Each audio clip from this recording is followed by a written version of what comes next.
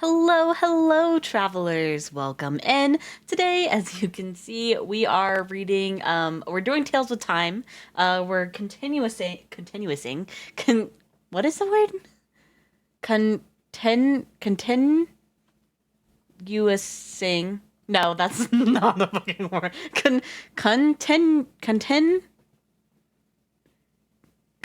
What's the fucking word? Conten. It's like at the tip of my tongue. Continuousing. That's not the fucking. No. Hold on. I'm trying to think. Let me think of the word. Just give me 1 minute. Okay. Let me think. What the fuck is the word? We are continuousing. That is not the fucking word. What the fuck is the word? Continue. We're back reading The Extraordinary Disappointments of Leopold Berry and hopefully finishing it tonight, okay? Hopefully. We really don't have that much left. And I wanted to start stream a little early just so we'd have more time to finish it. But hopefully we can finish it tonight. I'm really hoping we can. Because, one, I really want to know what happens. And two, I want to choose the next story, which I was gonna read the second book or the second book of the series from this, but it's not out yet, and it doesn't come out till October, so we cannot do that, unfortunately. But we'll find another book to read that's equally good. Maybe we'll read the second book of Dungeon Crawler Carl, because I've been wanting to revisit that series again. But yes, hopefully you've all had a good. What's today? Today's Thursday. Listen, my brain is like not here today, okay? I almost said not here this morning. It's not morning, it's nighttime. I just maybe we should all just go to bed. Maybe we should just skip today and just go to bed. But hopefully you guys all had a good Thursday. My Thursday was pretty all right. The weather's been real wacky. It was like sunny for like a good bit, and then it was like rainy, and then it was cloudy, and then it was like cold, and then it got warm again for a little bit, and then it started like storming again. It's been real all over the place. It's supposed to snow tomorrow. Go figure. But I have dog hair on my mic, like all over my mic. What the hell? But you had to push that pillow off that seat over there, yeah? Harvest, so I have a pillow in my chair that I usually put there, and I have to put it back there every day because he goes up there and kicks it off. And then he just doesn't like it up there. But it's my freaking seat, and it like belongs up there because it literally matches the freaking seat. But anyway, also, I went to the pet store today and I had to get some assassin snails, which if you don't know what those are, they're aquarium snails, but they eat pest snails. And the reason I had to get them is because I ordered some plants from Etsy, which a lot of people do.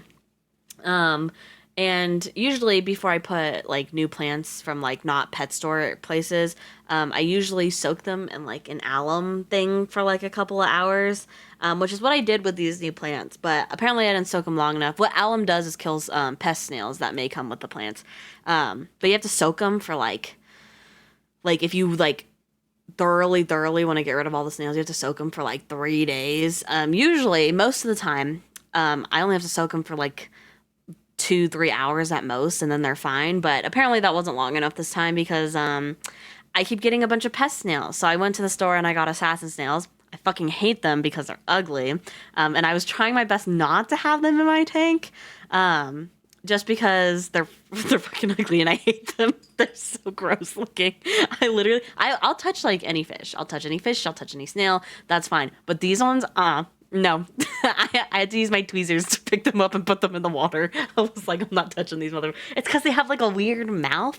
They have like a weird little mouth to like eat snails with. Because they're cannibalistic snails.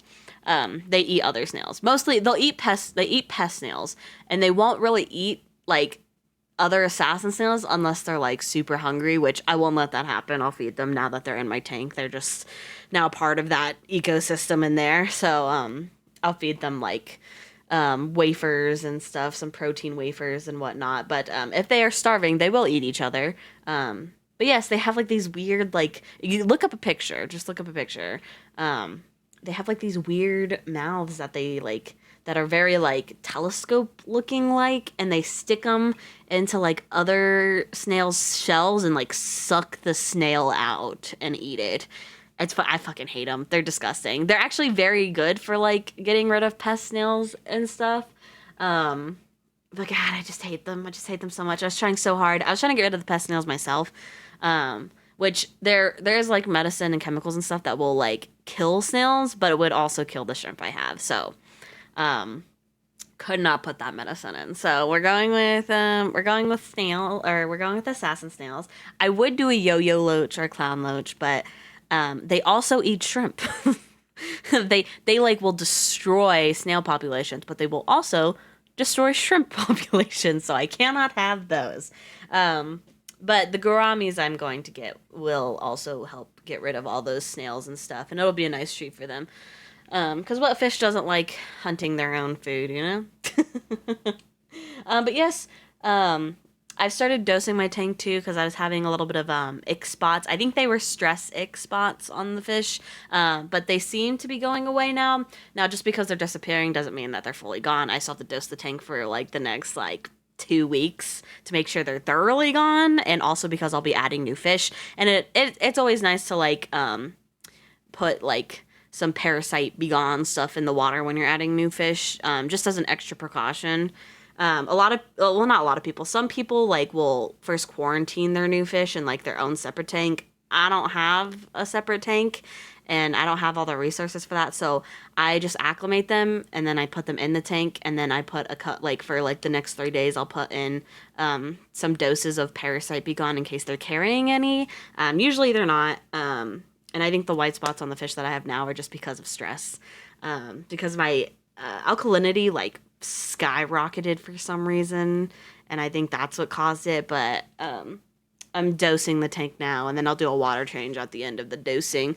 Well, I'll dose it for like 7 days, and then I'll do a water change, and then I'll keep dosing it for the next 7 days, and then do a water change. It's a very tedious hobby, but oh my god, do I love watching my fish. I'll like literally, I have to get a little stool too. I'm getting a little stool to put in front of my fish tank, so I can just sit there and zone out. Another one of my de-stressor activities. But yes, and then tomorrow we're getting our gouramis, and we're getting our clown killies, which I'm very excited for.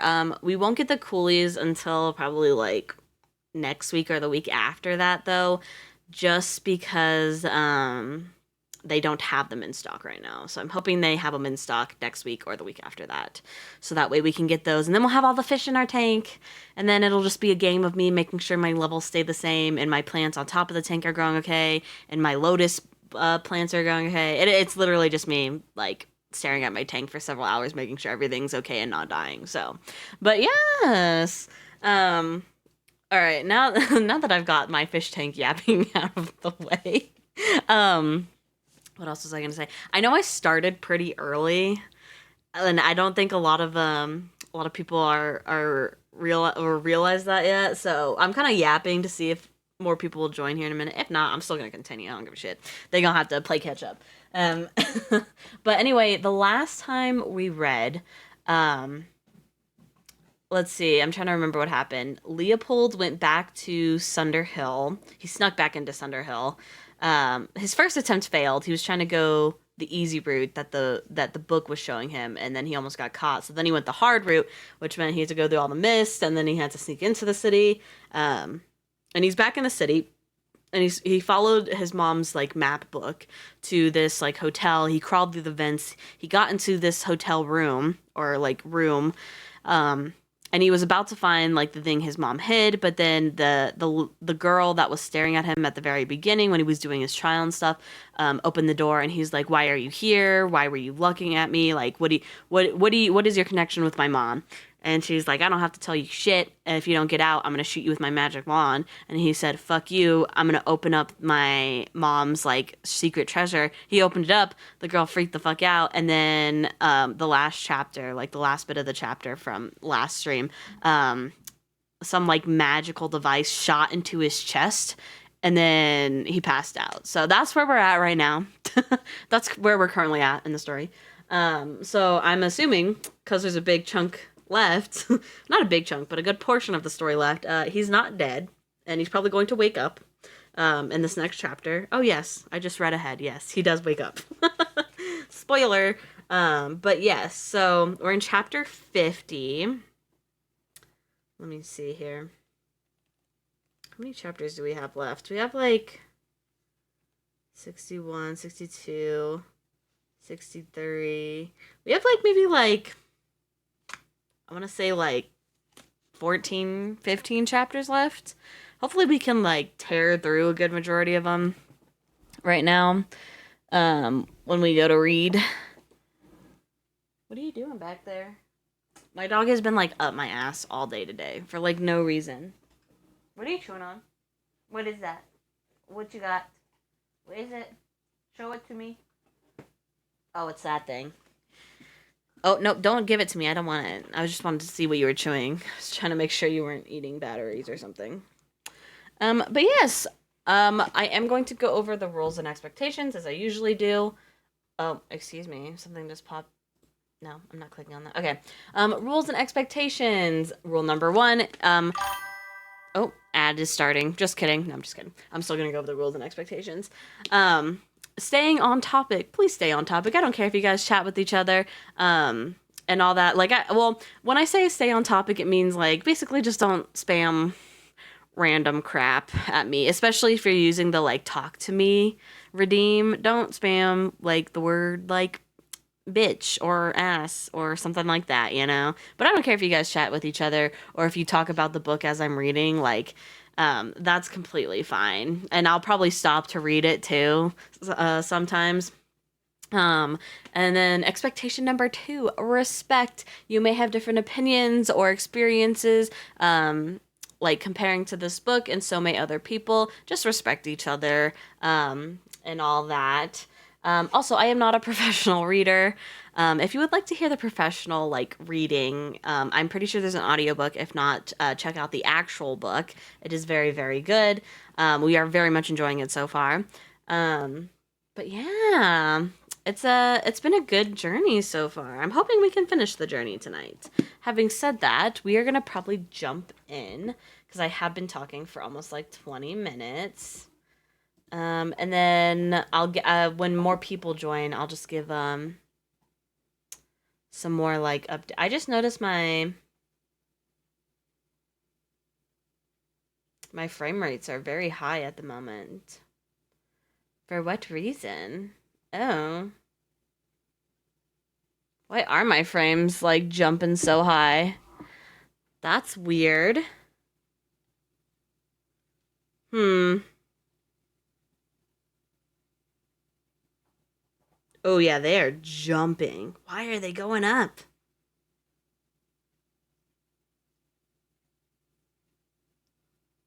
Hold on. Let me see.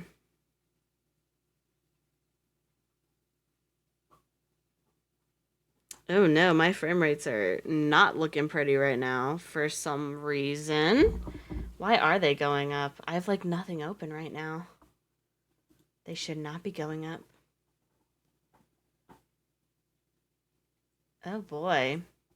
I did just like update my drivers, but I restarted my computer earlier. So it shouldn't be that, but it might be that. I might just have to we might have to restart and come back. How's it running actually so far? Hopefully it's running okay. Maybe. Hold on. Let me see.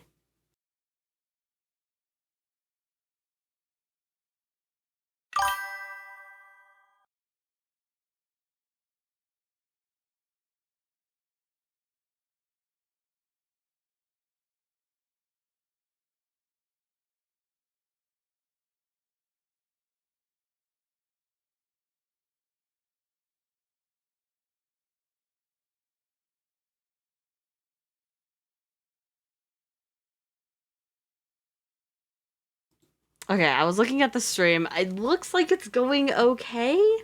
I'm not sure. Okay, now they're going down, the frame rate. So I guess we'll just keep an eye on it and hopefully everything is fine. I'm gonna go ahead and jump into the reading though, because I literally have been talking for like 20 minutes. So we're gonna go ahead and jump right in. We are in chapter 50, by the way. And if anyone joins, we'll give them the rundown of everything so far. Remember, this book also has really short chapters, so I tend to read 3 chapters and then go over it after the 3 chapters. So, let's do this. Let me take a sip of water real quick. My drink of choice is water, by the way, if you can hear it in my little tumbler. Anyway, chapter 50. One by one, like lights dimming like lights dimming up on a darkened stage, Leopold's senses returned to him. First, the smell of frying sausage, then coffee, its enticing aroma coaxing him from a deep hole. As the roaring in his head dulled to a loud hum, he could identify the puttering of a coffee maker, the pop and splatter of oil in a pan. Someone was making breakfast. His eyes slid open. Once he'd blinked away a stubborn blur, he was greeted by the sight of an unfamiliar wood-beam ceiling. Overstuffed bookshelves climbed a pale green wall. Mismatched chairs clustered around a weather-beaten coffee table. Morning sun filtered through a curtained window, the mop-top fringes of palm trees visible outside. Daytime. He'd been out the whole night. The girl's face swam into view, her green eyes shimmering among dark spots in his vision. "Leopold?" she was saying, peering down at him. "You awake?" He tried to summon a reply, but his chest felt like a tin can being crushed. His head throbbed painfully as a burst of fireworks went off behind his eyes. As it faded, scattered floaters appeared in their place. He dipped his chin to look down the length of himself.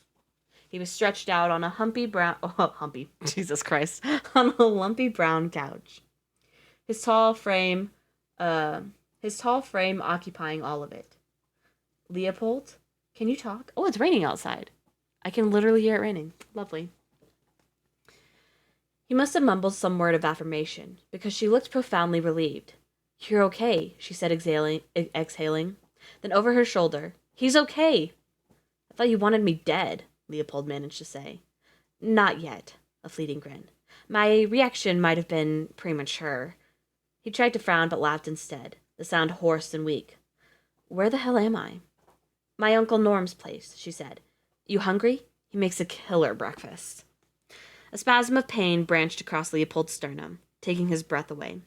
His hand went to his chest, where it encountered something alien and metallic.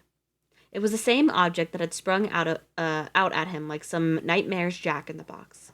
What appeared to be a focuser, a disc of gold and glass 4 or 5 inches in diameter, vacuumed tight against the mangled fabric of his blood-speckled t-shirt. He pried at its edges with rising urgency, remembering the shock he'd felt as its spikes had dug into him.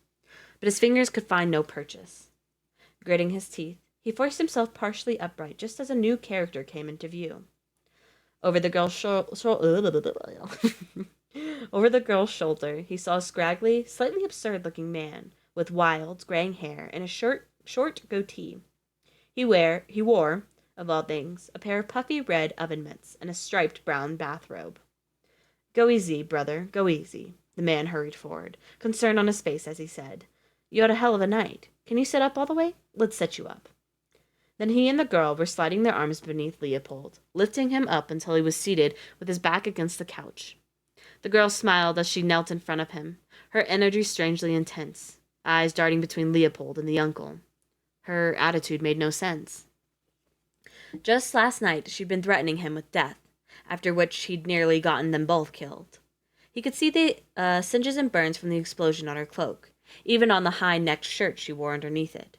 Which reminded him, manners. "Hey, thank you," he said, feeling awkward as he looked her over. "I basically blew up your hotel room and wait," his brow furrowed. "Why did you save me?" Color heightened in her cheeks. "I didn't save you." "You could have left me to die," Leopold pointed out, "or get picked up by the cops. Sunder has cops, right?" "Yeah, and you would have deserved it, too."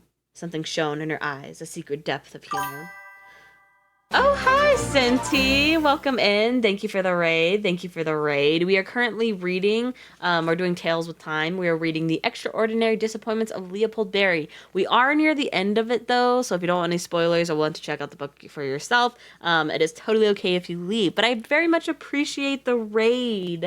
Hold on. Give me 1 minute. I'll give you a little shout out. My mods are not yet in the chat, I believe. What's up? What's up? Oh, thank you, Diva. Let me give that shout out right now. I always forget that you have a very, like, interesting name. So I have to, like, slowly, like, do it. I got it. I got it. I got it. I think this is right. Hopefully. Did it work? Hell yeah. Hopefully that's right. But if you have to go do stuff, if you have to raid and run, go for it. Again, thank you for the raid. And if you have any, or blah, blah, blah, if you have to lurk too, that is completely okay. I appreciate it. I'm gonna continue reading. Where was I? Oh. Oh shit. Something shone in her eyes, a secret depth of humor. Some creep breaks into my room, then tries to steal from me? Hey, I didn't steal from you. A thief and a liar. Impressive. I can't believe I wasted a port cast rescuing you. Isabel. Her uncle's bushy eyebrow shot up. You cast your way back here? How many times have we talked about this? Leopold clung to this scrap of information. Her name was Isabel. Her cheeks flushed brighter. It was an emergency. What about the gateway watch I made for you? You said it was only designed to transport one person at a time. Plus, I had to take his bag, my books, anything the police might have used to identify us. Right, Norm said, relenting with a nod. That's why you've been so exhausted, he sighed roughly. Well, please don't ever do that again. I won't. She leaned over and gave her uncle a kiss on his craggy cheek. I don't know, I've never heard the word craggy, but all right. Probably. Looking, what the fuck is that word? Beleaguered? Beleaguered? I have no idea. Norm tugged off his own mitts. Tugged off his oven mitts. His fingers were festooned with rings of all types, as eclectic in style as the weather-beaten furniture scattered around the room. He turned to Leopold and said, with no preamble, "Close your eyes." Why? Norm pinched some powder from a small jar and blew it into Leopold's face. Leopold responded with something between a choking sound and a violent cough. But before he could unleash a word of profanity, the pains in his body began to subside. Feel a little better? Norm asked. Leopold blinked, then nodded gratefully, testing his joints. Brain salt. Packs a punch, huh? It's my own patented recipe. Can practically bring the dead back to life, which, lucky for you, wasn't necessary. He laughed, the mound of graying, curly hair atop his head quivering, then swirled the jar into his bathrobe. He looked like a benevolent madman crossed with a past-his-prime surfer, his skin tanned and leathered from a lifetime of sun exposure. Isabel, grinning practically ear to ear, looked like an adorable elf. Okay, I have a theory. Is this the main character in the show that our main character watched? The Sunderworld one. I'm betting it is. Leopold couldn't help smiling back. He felt a little dopey and couldn't decide which weird thing, the brain salts, the focuser suction to his chest, or Isabel's disarmingly sunny disposition, was responsible for the endorphins now flooding through him. I'm a little early today, yes. I am. Where was I? Shit. Oh. He realized he had no good reason to trust either of them. The fact that Isabel had saved his life was obviously a point in their favor, but he had yet to make sense of their motivations. He squinted as he looked around at the cozy, cluttered living room, then tilted his head at Norm. This is your place? Surpassingly excellent deduction. Norm spread his arms expansively, and Leopold saw that under his bathrobe he wore pajama pants and a well-worn Metallica Ride the Lightning shirt. You found yourself in my humble casa. Oh, the Chateau El Royal Apartments. Finest magical accommodations this side of, Cahuenga? Are we in a Sunderhood? Yes, indeed. Hollywood. Had to get you out of the Sunder Hill before our cops snapped you up. My name's Norman. Call me Norm. And I believe you met my niece Isabel. Leopold didn't bother telling Norm he'd already figured out their names. So, Norm nodded at him. You're Larry, right? The warm feeling vanished. Leopold gestured to the kitchen. I think your eggs are burning. Norm jumped up and bolted out of the room, shouting, "Damn, I left the burner on," while Isabel stifled a laugh. Then it was just the two of them. It was a little awkward for Leopold, sitting across from someone who'd so recently threatened to kill him. But Isabel seemed to be struggling even more. For some reason, she couldn't seem to look directly at him. And when she finally risked a glance, her eyes betrayed her mood. This was a fascinating discovery for Leopold, who'd never been fluent in the language of girls. But even now, as she studied the floor between them, he felt almost as if he could read her thoughts. She was dying to ask him something. He was determined to beat her to it. "Why didn't you kill me?" he said, the words coming out more sharply than intended. She'd been about to speak. Her lips parted. She sounded surprised when she said, "You seem disappointed." "I'm just trying to understand," he said. "I'm not ungrateful." "If I tell you the truth, will you promise not to be an asshole about it?" "No." This earned him a grin, which made him smile in return, and now he was getting distracted again. "Okay. The truth is, I only saved your life because—" She looked down at his shirt, and the object embedded there. "Well, it turns out you're kind of important." Leopold's hand rose to touch the focuser, fingers brushing glass and cold and human metal. He'd never been described as important by anyone, ever. It was nearly as disconcerting as the thing on his chest. "Important," he said, finding his voice. "Important how?" She canted her head at him, then shrugged. "You were able to activate the object." Stunned, Leopold opened his mouth to reply, but before he could think of what to say, a shout came from the kitchen. "All right, kids, breakfast's ready." And that was the end of chapter 50. Give me 1 minute. Whoop. There we go. Now we're going on to chapter 51. Any thoughts, questions before I move on? Lemus, I know you just joined. We really didn't miss much, though. We last left off in chapter 50 last stream, so we just finished chapter 50. I forgot you started early today. You're good, Skelly. You didn't miss much. Basically, I'll do a little rundown before we start the next chapter. Basically, last time we read, Leopold got back into Sunder Hill. He followed his mom's treasure map, found the treasure, but also found this girl who was there, who was about to kill him for invading her room, but then he activated his mom's treasure, activated the last step of his mom's treasure thing, and this object appeared that slammed into his chest and knocked him out, which left us in chapter 50, which is what I just read. I'm gonna fall. Yeah, that's fine. I'm gonna explain anyway. But we just finished reading chapter 50, which is the chapter we left off on last time. And basically, Leopold wakes up. He's in this new place that Isabel, the girl that was going to kill him, brought him to. It's her uncle's place. Her uncle's name is Norm, and he's basically like, "Why didn't you kill me?" And she's basically like, "Well, you're important because you activated the object." And we don't know why that's important at the moment. We're going to probably figure out in chapter 51. So, having said that, we are going to continue. Get cozy, get comfortable, and if you happen to fall asleep, good. That means you can't leave. All right, going to continue now. Briefly, blissfully, Leopold was lost in a domestic daydream. He'd been watching Norm wheel around the cluttered, sunny kitchen in a kiss-the-cook apron, the sound of popping grease and smells of cooking food filling the room with warmth. On the pink-tiled counter, a standard-issue coffee maker percolated beside odd-looking appliances of unknown and possibly magical function. Swooping chrome letters spelled Magifreeze across the fridge door, which was covered with magnets, recipes, handwritten lists, and kid art, presumably vintage Isabel.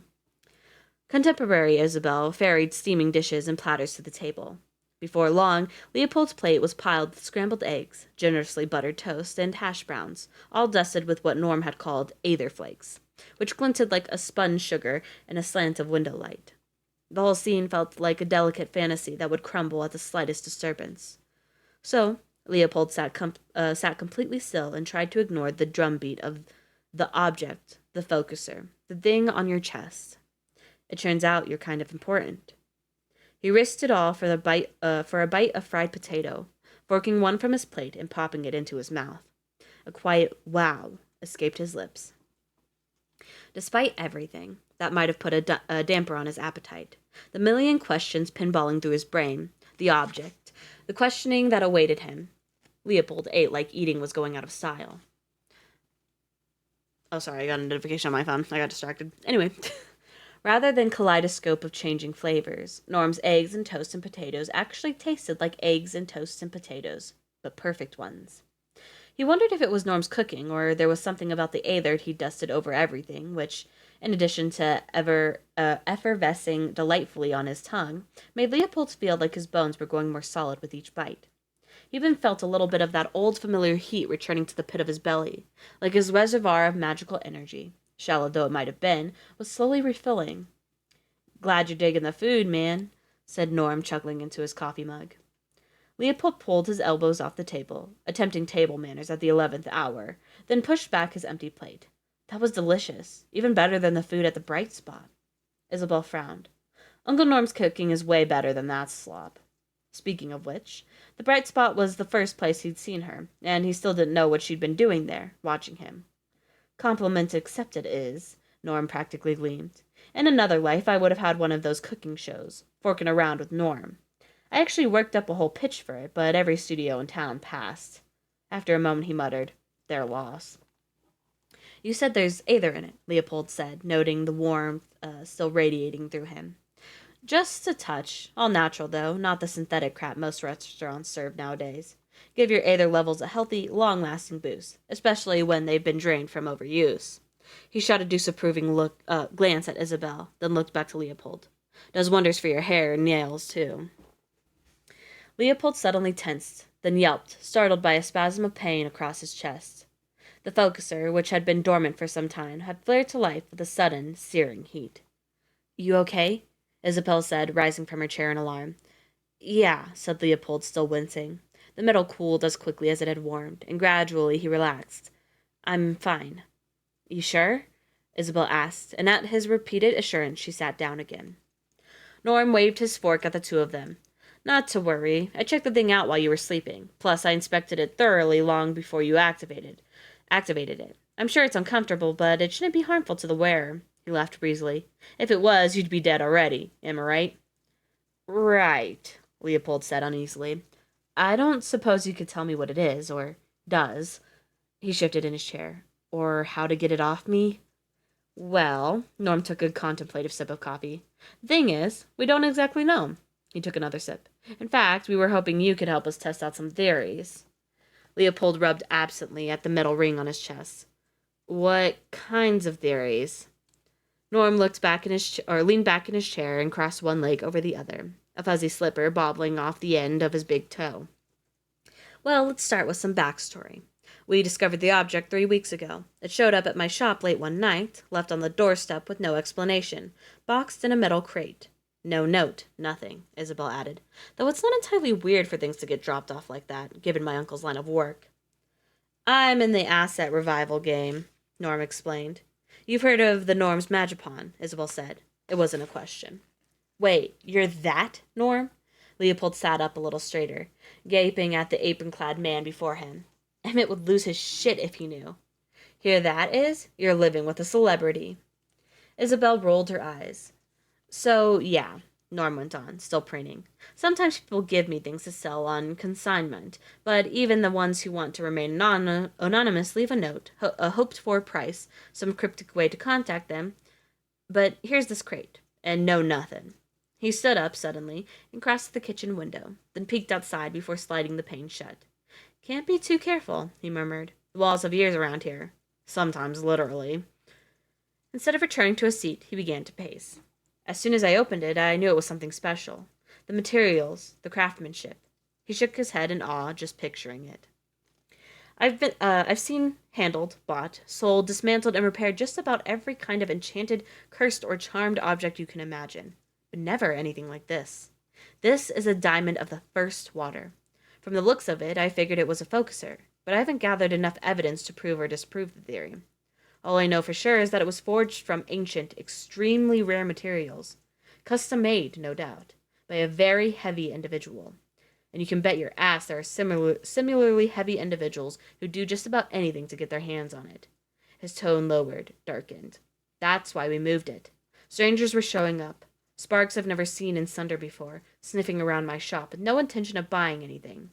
I got the idea that they were looking for the object, so we stashed it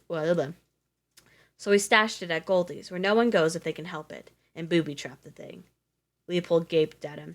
You blew me up? You blew yourself up, Norm corrected him. And most of the room, Isabel added. But not the object itself, said Norm, pointing at Leopold's chest. Totally unscathed. Wait, what about the rest of him? Isabel was staring curiously at Leopold. What about the rest of me? No, your head's still attached to your body. And you're upset about that? Don't get me wrong. I'm glad you weren't decapitated. She turned her attention to Norm. But shouldn't he have been more dead? The blast wasn't supposed to be lethal, Norm said. You can't interrogate a dead thief. But it blew up in his hands, and he still has all his fingers. She glanced at Leopold's hands as if to verify. Is it possible the object's some kind of shield? Seems unlikely, but I can't rule it out. Norm scratched his chin. I'm still betting it's exactly what it appears to be. A focuser. One we couldn't get to work. He looked at Leopold. But you did. Leopold peered down at his chest, at the torn cotton and dried blood of his shirt. I don't think this is the definition of working. Yeah, but you gotta do something, Norm insisted. I analyzed it with every magical device known to Sparks, and a few that aren't.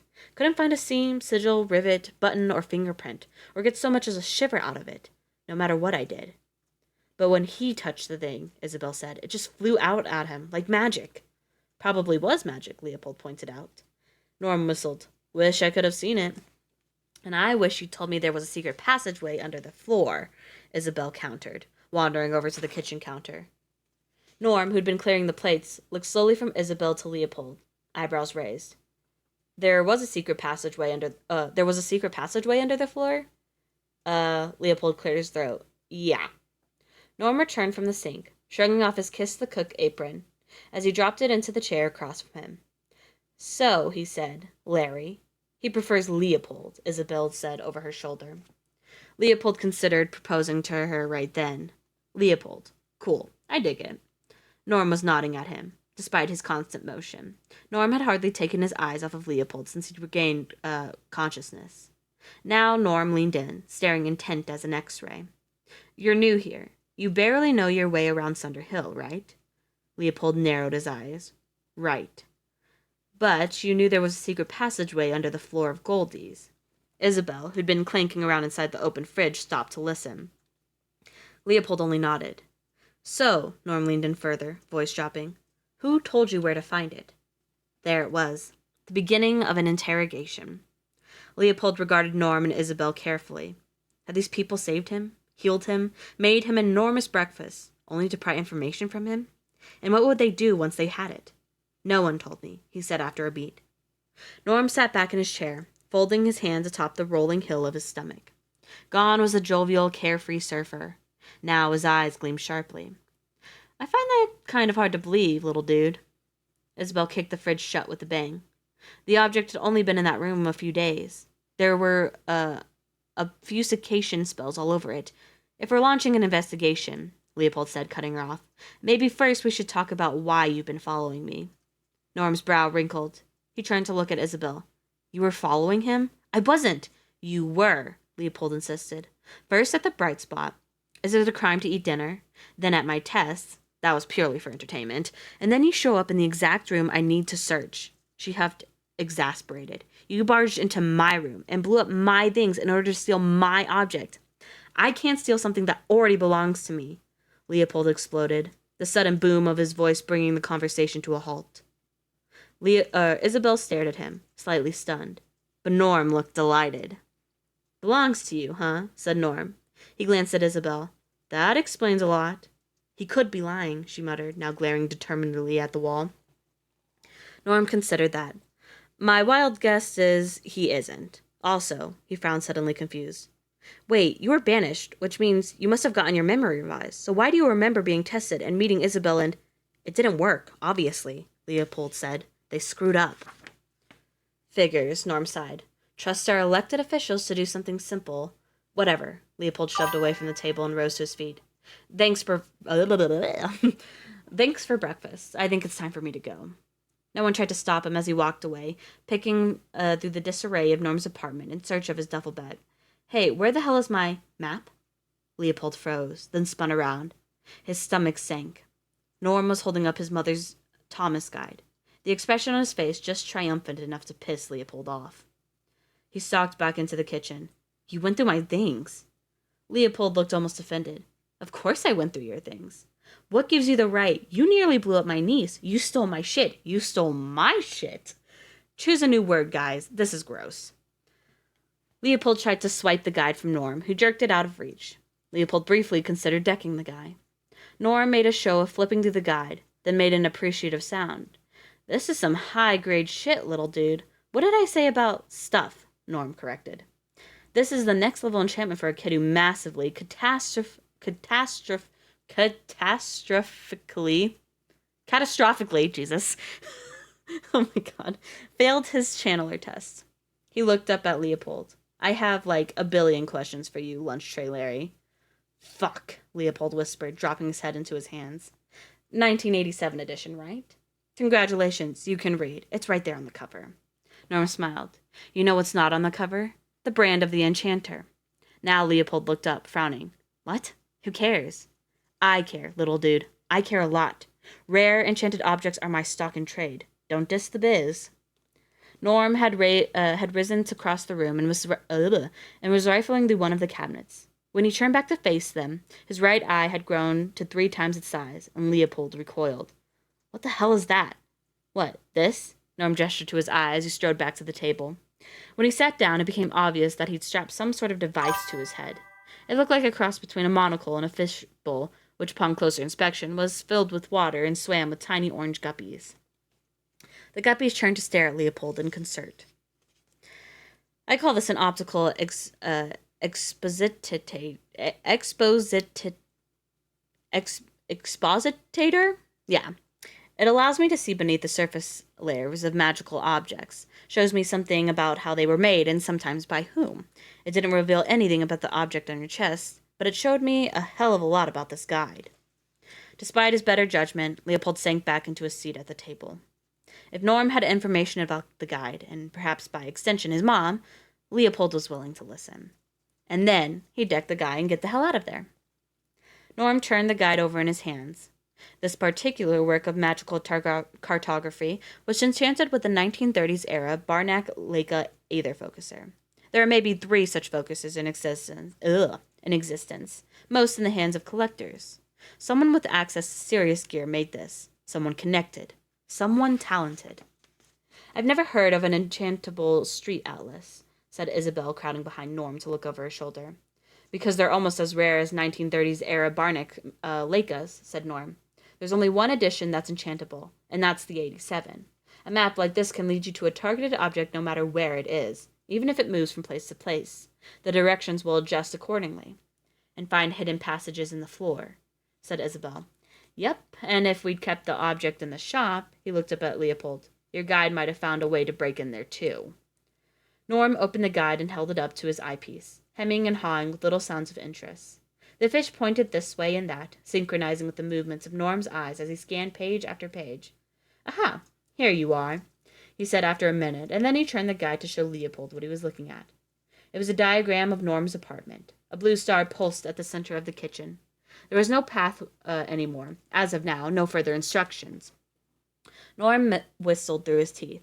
This really is primo spell work, my friend. I'd say it's about 5, 6 years old, just judging from the rate of aether decay. 5 or 6 years. Right around when his mom had died.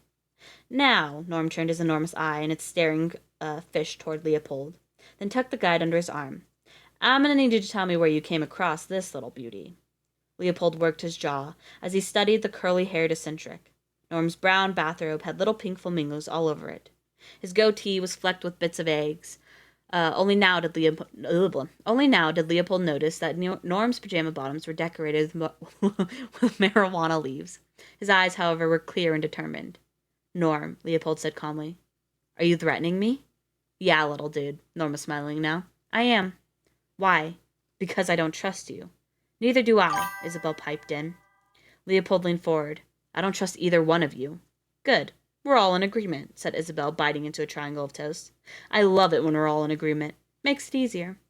Makes what easier? Leopold gasped as the object on his chest heated once more without warning. He tensed, gritting his teeth through the pain. Despite their show of toughness, both Norm and Isabel leapt out of their chairs. You okay? Isabel said, her fingers aligning on Leopold's arm. He was grateful for the point of contact, grateful for an excuse to focus all of his attention there, where she touched him. I'm fine, he said, the heat fading, pain subsiding. His hand fell away from his chest. Just got lightheaded for a second. You're sure this thing isn't going to hurt him? Isabel asked. I'm sure. Norm focused his fishbowl eye on Leopold again. It's got 0 death magic.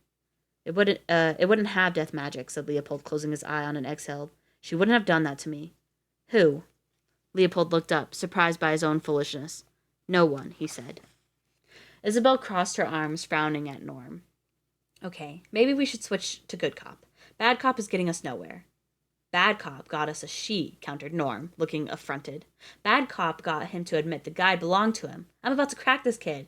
No, you aren't, said Isabel and Leopold at the same time.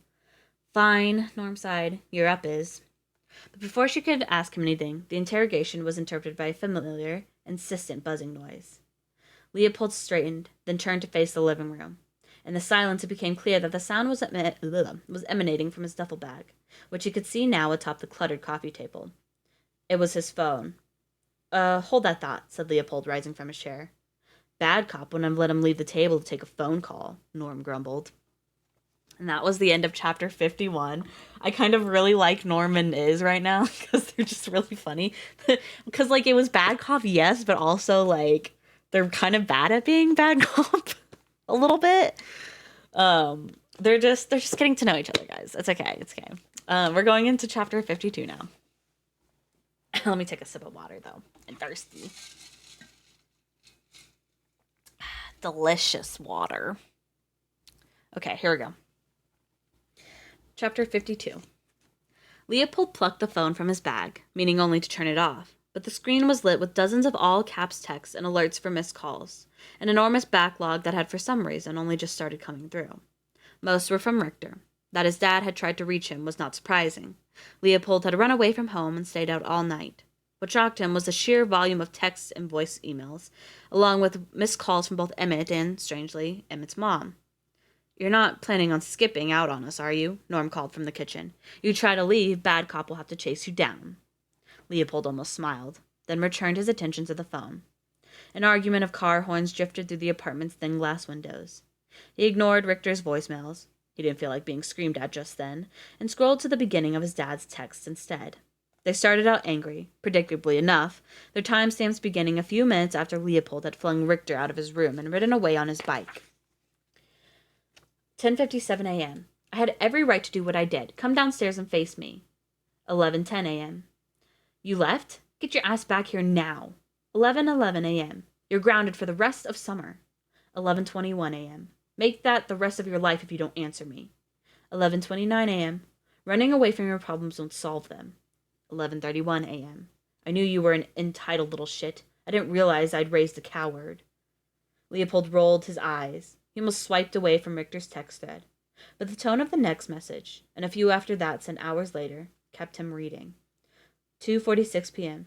Answer me, Larry. Pick up your phone. 3:10 p.m. Where the hell are you? 3:45. Son, this isn't funny. Son. The messages cycled between rage and fear, threats, then finally, surprisingly, something like vulnerability. At 5:45, a flurry of missed calls and increasingly desperate texts. 5:45 p.m. Are you crazy? You could have been killed. Someone had called him. Tiny, the police. 5:48 p.m. I'm at the tow yard. Where are you? Leopold was amazed. His father, normally the world's most emotionally lazy man, had actually left the house to go looking for him. 5:55 p.m. I talked to the tow company. You're in deep shit with me, but they've agreed not to report this to the police. 6 p.m. This is your dad. Larry, please answer. Need to know your status. Your status. Rigid, toxically proud Richter speak for, are you okay? He'd been operating under the assumption that his dad wouldn't really care that he was gone, that some part of Richter was glad to be rid of him. Shockingly, he'd been wrong. Then again, maybe his father's concern stemmed partly from the fact that Leopold was under 18 and legally still had still his responsibility. Either way, he'd gone to the trouble of tracking him to the tow yard, asking after him, even paying off Tiny, who had surely demanded some exorbitant bribe to let the matter drop. He tried to picture self-important Richter throwing his weight around in that stuffy office with socket wrench wielding Tiny and friends, but he couldn't summon the image. It was unpicturable. Oh my god, wait. Is his dad the main character in the fucking show? Because I'll be so pissed if he is. Oh my god. Then, at 8:30 p.m., the police found your car in some parking lot in the hills. I don't know if you even have your phone with you anymore, but call me. Wherever you are, I'll come get you. Please. That simple, plaintive word made Leopold's stomach knot. Please. There was one final text, at 10:55 p.m. It's been 12 hours. Free-floating, desperate, emotionally inscrutable. Was he angry or terrified? Or both? And that was it. End of thread. Leopold's first reaction was resentment. He tried to remember the last time his dad had said a caring word to him. Anything that carried even the subtlest whiff of I give a shit. But now that Leopold was maybe hurt, maybe in danger, now he could bring himself to thumb type the word please. Of course, the tow yard doesn't want the cops involved. The entire tow yard is probably illegal. That's what I was literally thinking, but I wasn't going to say that. But yes. Way too little and way too late. He let the phone, and the hand holding it, fall to his side. Somehow, he'd arrived at the window, and through the sheer curtain he could see a Spanish-style courtyard, jungly with potted palms, a small kidney-shaped pool at the center. A dark shape swam lazy circles beneath the surface, in no apparent hurry to come up for air. He decided to believe Richter cared, or evinced caring, only because Leopold's disappearance could make trouble for him in the form of police inquiries and hospital stays, and, if worse came to worse, funeral plans.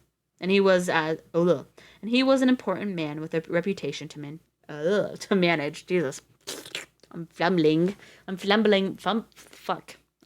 my words. Jesus Christ. Leopold could untangle the rest later. A siren wailed outside. A siren wailed outside. Leopold tensed as it sped by, then had a realization that sent his heart racing.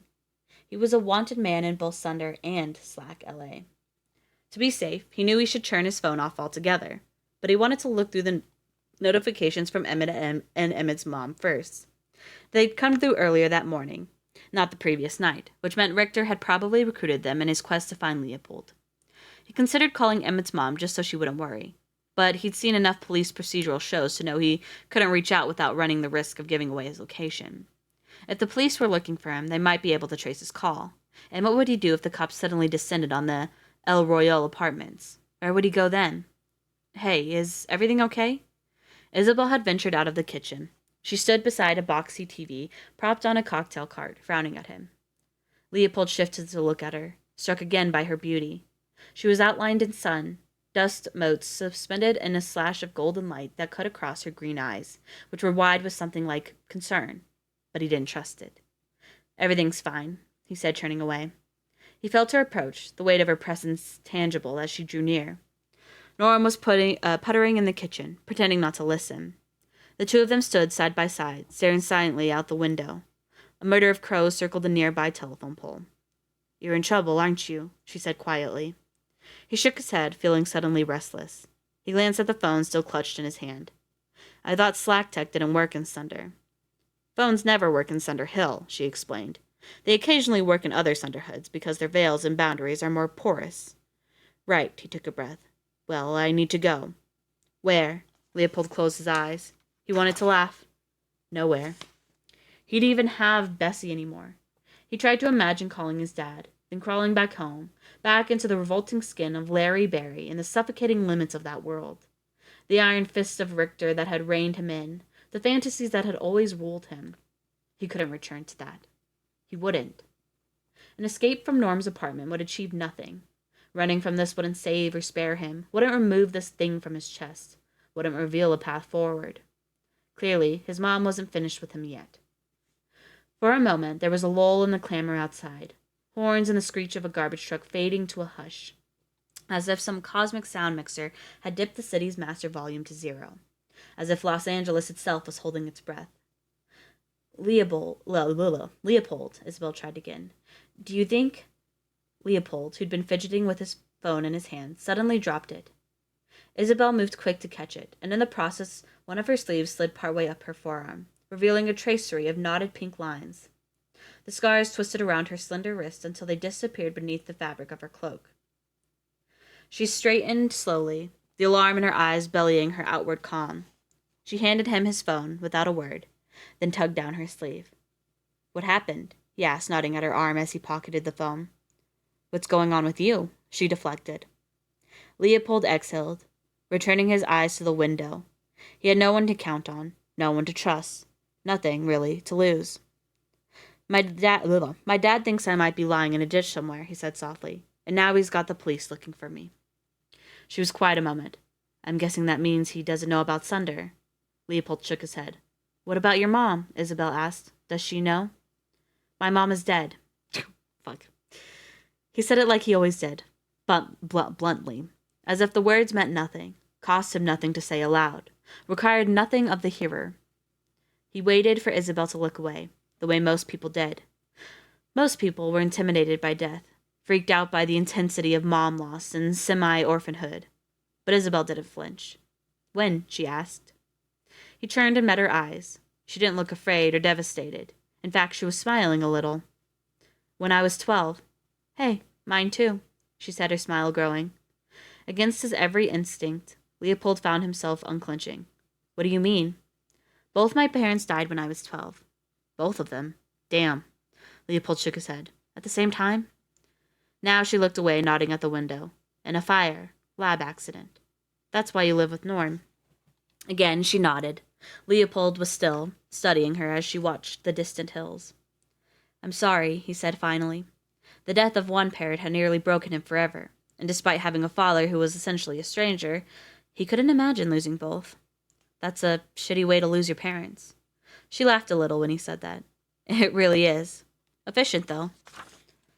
Their eyes met fleetingly, then long enough for some fragile, unsayable thing to press between them.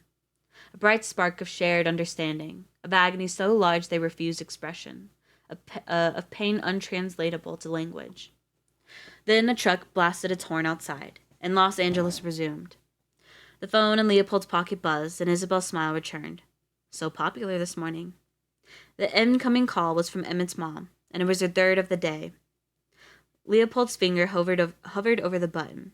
He wasn't sure whether to answer. He wanted to answer.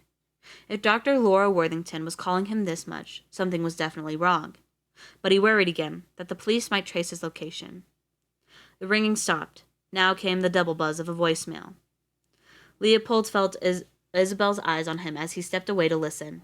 Hearing Emmett's mom speak always made Leopold feel like he was a kid having a sleepover in Emmett's basement. Dr. W. would pop down around midnight, instruct them sternly to go to sleep, and leave a tray of snacks behind.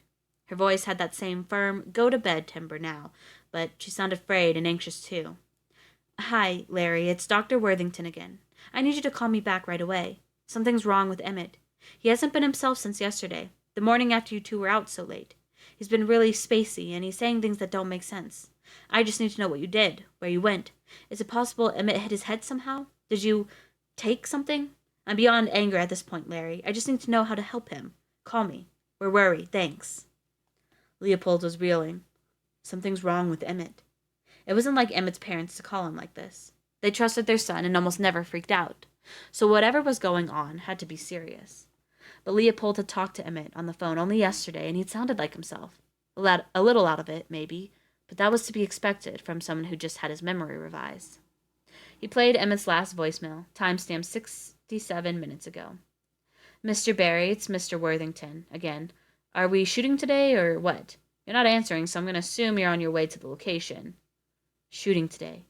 A sick feeling gripped Leopold. "You'd better be, because I spent half the night packing fake blood into these new squibs I got. They're real ones for an actual movie set and completely illegal to use without a permit, which means they're going to be freaking awesome. It was supposed to be a surprise, but whatever. I can't find the extra paladin costumes anywhere, though, so I hope, He mumbled something unintelligible, and there was a dull crash in the background, like he'd knocked something over. What the hell? Who rearranged my room? Where are my nunchucks? Anyway, I hope you call Tom and Erica because I don't have their numbers on my phone for some reason, and I don't want to recruit any more randos to be extras. And remember, we're shooting at Hollywood forever this time, not Pan Pacific Park. I'm leaving at 5. See you soon. After another dull crash and a muttered curse, the voicemail ended. Leopold listened to the message one more time to make sure he'd heard it correctly, then played Emmett's other 2 messages. The first one was about collaborating on homework for a class they'd had together, freshman year of high school. The second was somehow even more worrying, and consisted mostly of Emmett laughing strangely, trying and failing to remember why he'd called, then finally whispering, "Larry, what's happening?" before hanging up. Leopold stood, gripping the silent phone, horrified. Emmett thought they were still in Mr. Bostick's intro to chemistry class. He thought they were still making Sunderworld videos. Holy shit. Emmett thought they were 14. Leopold jammed his phone into his pocket and turned to find his boots. And that was the end of chapter 52. Oh shit. Well, now there's a problem. So I was trying to think. I was like, okay, so what are they gonna do from this point on? Because there's like a chunk left of this book, so there obviously something's gonna happen. So I was like, how are they gonna make something happen? Apparently, Emmett's fucking memory got erased so far back until he thinks he's 14 when he's 17 or 18. So that sucks. But anyway, we're going into chapter 53. Chapter 53. What's wrong? Isabel's fear was palpable, her rigid frame an exclamation point as she followed Leopold toward the couch. Something's wrong. Uncle Norm, she called out. Something's wrong with Leopold. Norm came shuffling over in his bathrobe, half a chocolate chip cookie melting in one hand. What's going on? Hey now, he growled. What did I say about skipping out on us? Leopold was hopping around, his foot stuffed into one boot, while he scoured the floor for its mate. I have to go. Emmett needs me. They messed up his brain. Who's Emmett? Norm asked. Is that the guy who was with you at the Bright Spot? Leopold nodded. Where the hell is my other boot? Here, it's wedged under. He and Isabel both bent to retrieve it, and clunked their shoulders together. Leopold attempted to put the boot on while standing, lost his balance, and did a controlled fall into the couch. Wait a second. Slow down. She dropped onto the cushion beside him. What do you mean they messed up his brain? Leopold laced as he spoke. Emmett's memory is all screwed up. His parents are flipping out. He spared her a brief, worried glance. He thinks we're 14 and still making Sunderworld videos. He's headed to Hollywood Forever Cemetery right now to meet me for a shoot. Sunderworld videos, Norm brightened. You know about Sunderworld? I haven't heard anyone mention Sunderworld in years. Uncle Norm, said Isabel, frowning. Right, he said, popping the rest of the cookie into his mouth. He spoke while he chewed. Bad time. Leopold finished lacing his boots, stood up, and looked Norm in the eye. He'd ask Sunderworld follow-up questions later. If I bring Emmett back here, can you fix him? Whoa, I don't know about that, little dude. Norm took a step back. Depends on the memory enchantment they use. The revisionists. Rewiring the brain is serious magic. Plus, you need a license for that kind of work. If I go digging around his head, I might mess things up even more. What about Jamal? Isabel suggested. The hypnotist? Norm wiped a chocolatey hand on his robe, considering. It's a good thought, a real good thought. I'd say it's a definite maybe. Leopold crossed to the window in a few long strides. I'll take a maybe, he said, his mind reeling. Emmett was out there somewhere, thinking he was 14, and it was all Leopold's fault. He twitched the curtain, checking for cops. The courtyard was empty. He glanced back at Norm and Isabel. I'll try to be back in a couple of hours. No way, Norm was shaking his head, his salt and pepper curls bouncing. We can't just let you go running around, lunch tray. If it weren't for the 7 protective enchantments I put on this place, Sunder PD would have come to arrest you an hour ago. You'd be getting clockwork orange at Department HQ right now, your head in a vice while some flunky puts Veritas drops in your eyes. You think they messed up your friend? Just wait till they get a hold of you. He nodded at Leopold's chest. Now that you've got something that interests them. Leopold stilled. Something that interests them? You mean this object might have something to do with the Sunder government? Were you not listening when I said heavy individual? Said Norm, flinging out an arm that almost knocked an old camera off a shelf. Who did you think I meant? There are only 3 kinds of people who could source enough aether to create something that powerful. He counted on his ringed fingers. Shady, and a channeler. A flicker of emotion went through Leopold at the word channeler. He snuffed it out. Isabel stood up from the couch, her study studied cool eroding, and positioned herself between Leopold and the door. We're in this together now, she said, watching him. Don't do anything stupid. Please. Together? Leopold echoed. I don't even know you two. Norm crossed his arms. The object may have attached itself to you, my dude, but it appeared on our doorstep, mine and Isabel's. We're just as much a part of this as you are. Oh yeah? What happened to good cop, bad cop? We'll finish the interrogation later, Isabel said. I promise I'll be really annoying. And I'll order pizza, said Norm, who was, somehow, biting into another cookie. I've got a coupon for deep dish. You know I hate deep dish, said Isabel, making a face. I want to try that new place, the one on Ivor. Guys? Norm and Isabel turned to look at him. I'm leaving. Again, Isabel blocked the door. If you leave, you might not make it back. There are 2 different police departments out there looking for you now. And thanks to the explosion you set off at Goldie's, you're a high priority for the Thunder PD than when you were just, a guy whose worst day ever was caught on camera. She inched closer. The power of her full attention was hypnotic. She tapped the metal ring on his chest, and he could have sworn he felt a small touch reverberate through his rib cage. Mysterious, powerful devices of unknown origin don't just show up on doorsteps and bind themselves to barely magical people. The executive called me remarkably unremarkable, Leopold said dryly. Average absolutely to the decimal point. Unspecial by every magical metric. If you're going to insult my abilities, let's quote an expert. Isabel laughed. Leopold cracked a smile. I'm serious, she said finally, softly. This could mean something. Listen, I want to figure out what's going on as much as you do, he replied, eyes turning to the door. But first I have to help my friend. Emmett's a danger to himself, and I can't trust that he'll make it all the way here on his own, even if I give him turn-by-turn directions. Fine, said Isabel with a sigh. If you're dead set on this, I won't stop you. But I'm coming too. Isabel, Norm cried. No way you're going anywhere after what happened to you last night. You still need to rest. And I don't need a babysitter, Leopold added. No, said Norm, turning to him. She's right. You can't go alone. You need someone who knows their ass from a portable hole in the ground. I'm coming with you. You can't, said Isabel. You've got that thing today, remember? Norm wavered, then raked a hand through his curls. Shit. What thing? Asked Leopold. I've got to meet with my old parole officer, Norm muttered. Of course. Asses are portable, that is true. Hi, Wind. Welcome in. In fucking Redondo Beach. I hate Redondo Beach. Leopold's eyes widened, but Norm waved it off.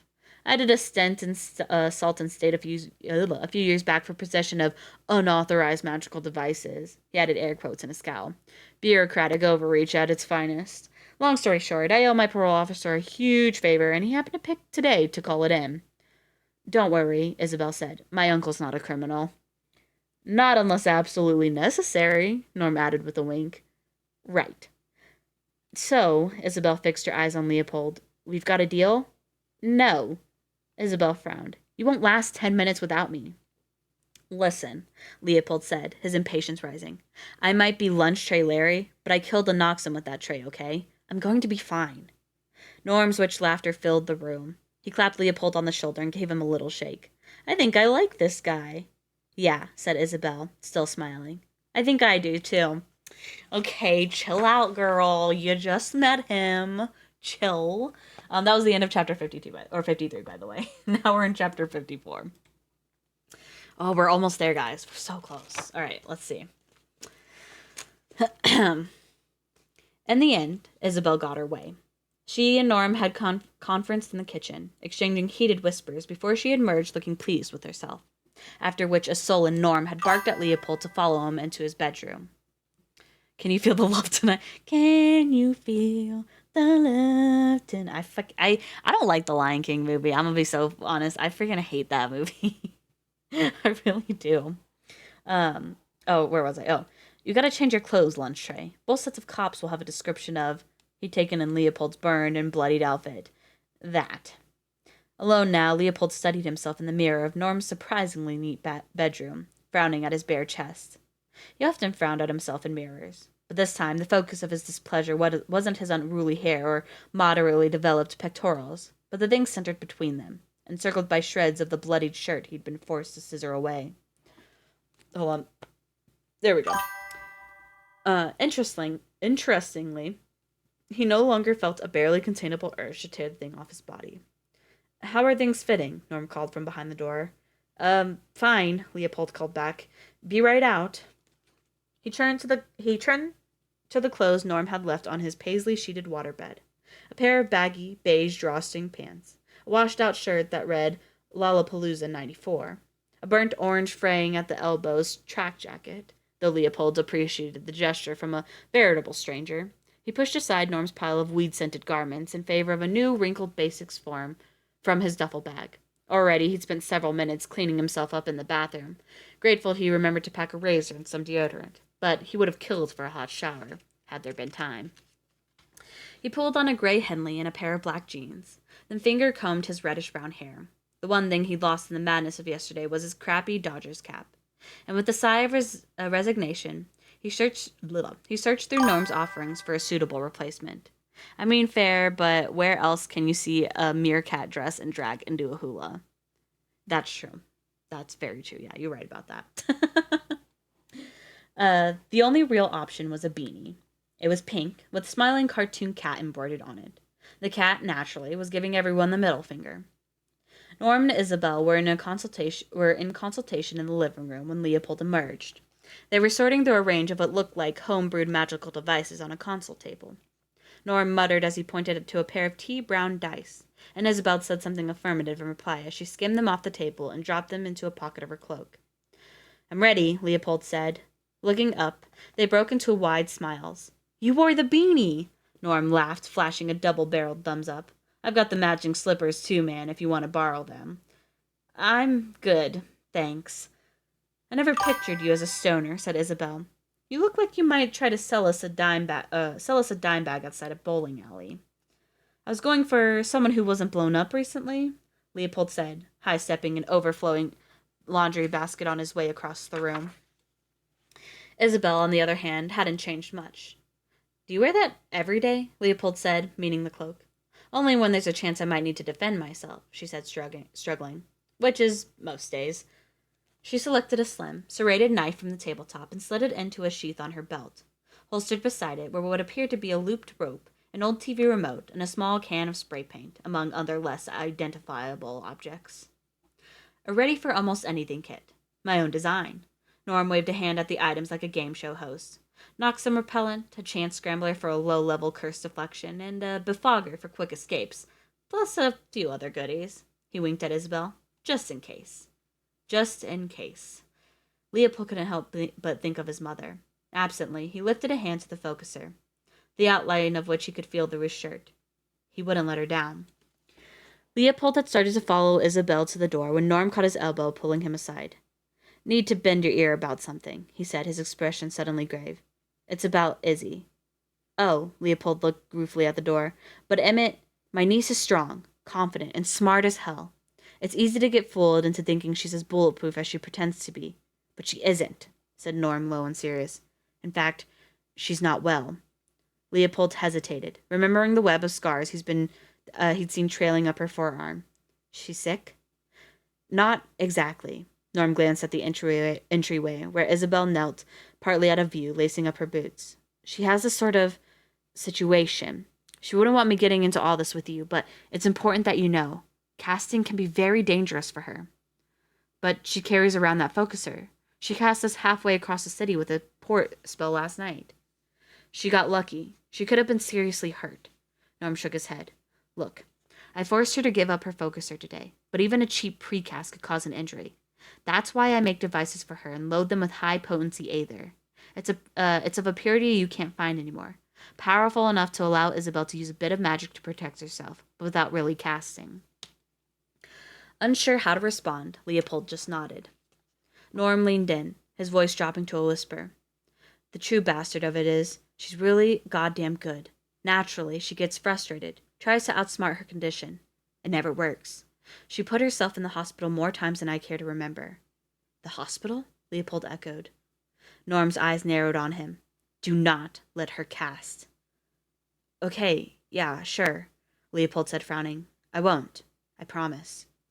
Norm's face relaxed just as Isabel stood up and turned to face them. Everyone remember to use the bathroom? He said cheerily. And that was the end of chapter 54. Now we're getting into chapter 55. Oh, we're so close to the ending. I'm trying my best to like finish it tonight cuz we're almost there. We're so close. All right. Moving on. Moving forward. Trucking forward.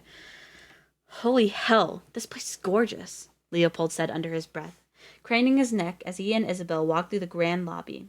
The El Royale was an old Hollywood beauty, past its prime, perhaps, but a beauty nonetheless, with a dozen heavy iron chandeliers suspended from its soaring wood beam ceiling, hand-painted Spanish tiles in abundance, and an ornate splashing fountain in the center of the floor. Sparks of all types buzzed around, picking up packages at the doorman's desk and chatting by a wall of mailboxes that stretched high out of reach. Puzzles of prismatic light fell across the floor through stained glass windows, each depicting some scene from Sunder history.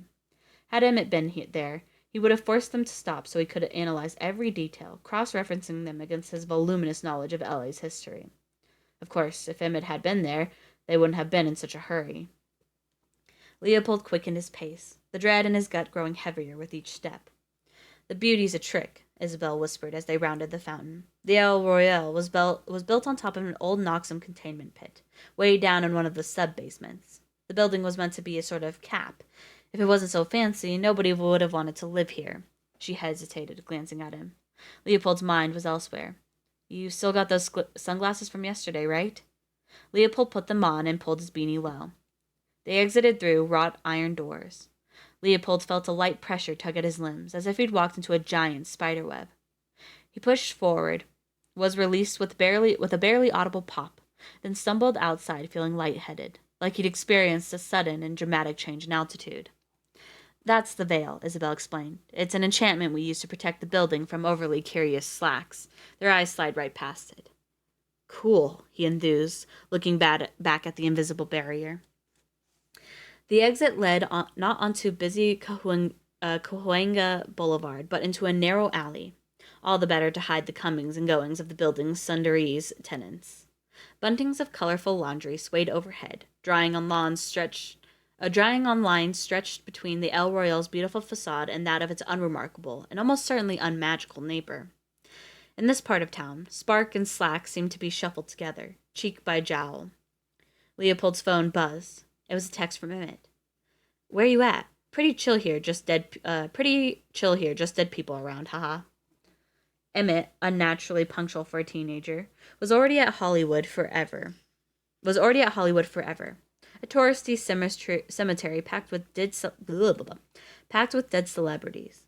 Leopold's chest tightened at the thought of his addled friend spending the next 20 or 30 minutes there by himself. Emmett was so chatty, he'd probably end up making friends with the grave tender and whatever funeral mourners happened by. Who knew what trouble he might get into? "Emmett's already at the cemetery," Leopold said. "We need to hurry." He composed a quick reply as they sped to the end of the alleyway. Be there soon. Meet by Johnny Ramone. Don't talk to anybody." Emmett replied right away with "Okay, why?" And Leopold typed just "don't." And Emmett sent an animated gif of a dancing bear that made no contextual sense and only deepened Leopold's worry.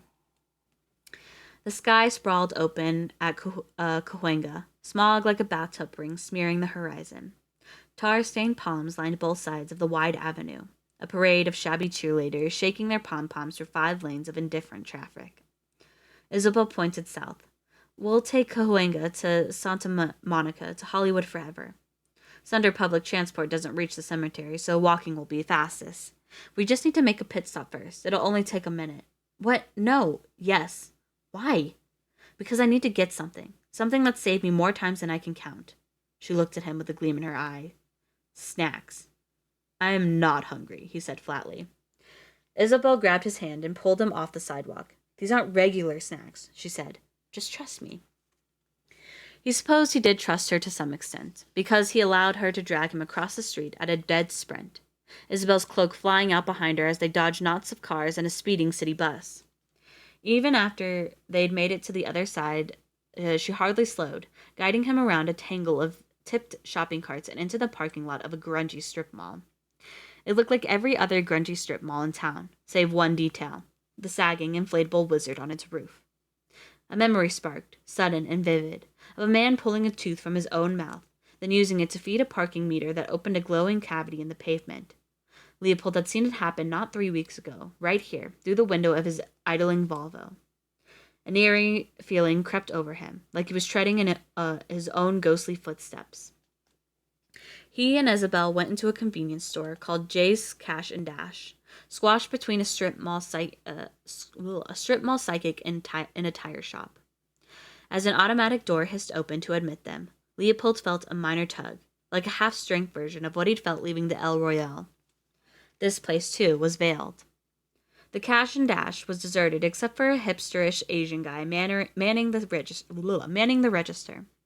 The items on offer appeared to be standard beer, wiper fluid, air fresheners, until Leopold spotted the sign above aisle 7, which read Occult, Miscellaneous.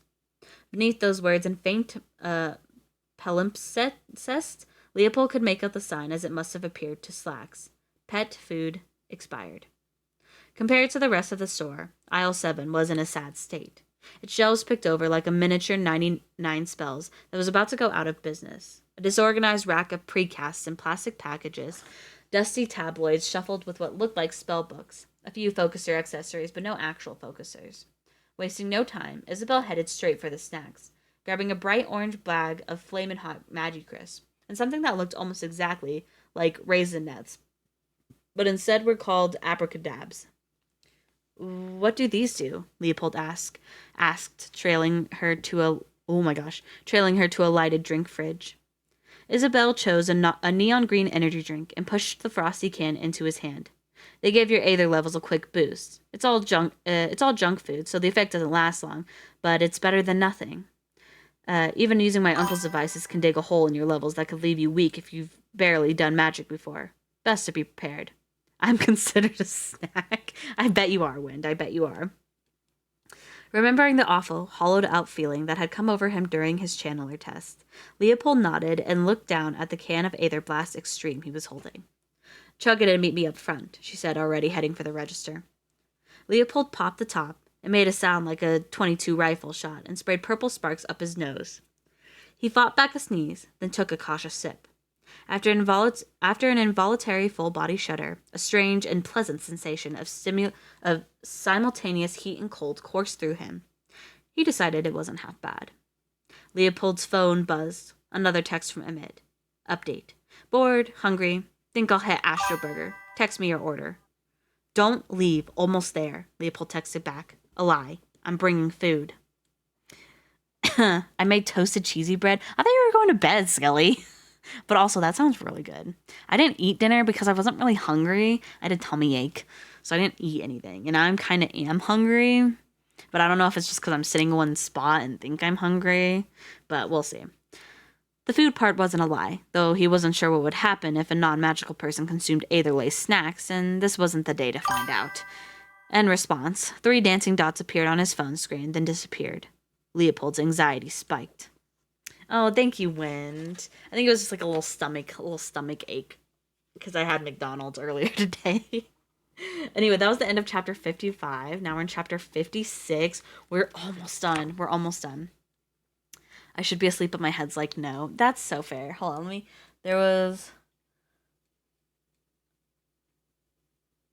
Okay, I was reading a text message from work. Anyway, on to the next chapter, chapter 56. As he approached the register, Leopold interrupted a surreptitious exchange between Isabel and the clerk. The clerk, who wore oversized glasses and had his hair slicked back in a pompadour, had just passed Isabel a small package wrapped in white butcher paper. Leopold would have assumed it was a sandwich, except the Cash and Dash didn't have a deli counter. He decided to let Isabel have her secret, whatever it was. It's a fucking focuser. We all know it's going to be a focuser. Leopold, this is Jay, Isabel said quickly, stuffing the package into her cloak. He and Uncle Norm went to college together. Nice hat, Jay said with a smirk. He turned to Isabel. Doesn't Norm have the same one? Yeah, he's got the slippers too. Nice to meet you, Jay, Leopold said, holding up the half-finished Aether Blast. Hope it's okay that I already opened this. No problem, Jay said, then started bagging the other stuff. Oh man, abracadabs? These are addictive. Have you tried the green tea flavor yet? I want to, but you're always out of stock. They don't always make it onto the shelves, Jay said with a wink. Next time I get a shipment, I'll hang on to some for you. Leopold tugged Isabel aside. Hey, Emmett's getting restless. I'm worried he's gonna wander off unless we get there soon. So unless you've got a flying car parked somewhere around here, we need to call an Uber. She frowned. Flying cars are illegal. What's an Uber? You seriously never heard of Uber? It's a ride-hailing app. She cut him off. No apps. We don't do apps. We? The register dinged. Sparks don't, Jay said, pushing their bag across the counter. Slack Tech doesn't play well with Aether-based magic, brings out the ghost in the machine. I put this stuff on your tab, by the way. Isabel nodded gratefully. Thanks, Jay. And hey, if anyone asks, you never saw us, okay? You got it, Jay said. They were about to go when they heard the loud, distinctive squelch of a radio from the walkway outside. They all turned toward the sound. The squelch came again, followed by a voice saying, 10-4 base. They were seen entering a convenience store on Cahuenga, approaching now. Leopold tense. Isabel's expression darkened. She asked Jay if there was another way out of his store. Afraid not, he said, but if you hurry, I've got a stock room. He jutted his thumb at an open doorway behind them, a curtain partially screening a cramped space stacked with boxes. The automatic door whished open. Leopold ducked behind the counter just as the cop entered, but Isabel didn't make it in time. Isabel Alvarez? It was a weary, I should be on my lunch break voice. Yes, Isabel answered. The cop asked Isabel if she'd seen a tall kid in a gray shirt, black jeans, and hiking boots. She said she hadn't. Leopold scrunched a little lower, feeling like a jackass for hiding while Isabel had to endure an interrogation. Then maybe you can explain why someone called our tip line a few minutes ago, the cop said, about a person matching your description, running across Cahuenga with a person matching his description. Leopold took stock of Jay, whose casual slouch beside the register betrayed no fear. Oh, him, Isabel said innocently enough. He came up to me on the street asking for directions. Said he was looking for a bus stop. I knew where it was and didn't see any harm in walking him there. You know, the one on Selma? A scratching sound. The cop was writing something down. Uh-huh. He didn't seem suspicious or anything. He walked with me for like a block, but then something scared him and he ran off. I think he saw a police car. You should know there's a warrant out for his arrest. He's not out here illegally, but wanted in connection with an incident that occurred last night in Cinder Hill. Isabel, cool up to now, sounded nervous. Well, that's everything I know. Leopold glanced at the stockroom, its half-curtained entrance only a short crawl away. Then he risked a quick peek around the counter. Instead of a uniform, the cop wore a wrinkled leather jacket and tie. A serious-looking, pistol-gripped focuser hung from his belt. Isabel stood with her cloak partly open, its array of magical devices just within Leopold's reach. He began to form something like a plan. Oh, this is not going to go well. Just wait until the cop fucking leaves. Why are you going to do all this extra shit, Leopold? Oh my god. Leopold raised the unfinished can of Aether Blast to his lips. He'd never set it down, and silently chugged the rest of it. The cop was questioning Jay now. You see anyone matching that description? I didn't, Rick. Detective Samuels. You can't call me Rick while I'm on duty. No such kid came in here, far as I know, Detective Samuels. The detective's radio squawked. Base Samuels, we've got a second positive ID on the girl and the kid. They were seen entering the cash and dash. Leopold's pulse began to race, but he didn't know whether the increasingly dire situation or the Aether Blaze was responsible for the effect. Base, I'm on location at the cash and dash. About to do a sweep, requesting backup. 10-4, Samuels, dispatching now. Both of you stay where you are. Samuel's tone had gone from bored to pissed. I'm going to execute a search of the premises. Samuels muttered an incantation, and something hummed to life. A reddish beam swept across the ceiling. Whatever he was using, Leopold assumed it was capable of discovering a barely magical boy crouching behind the counter.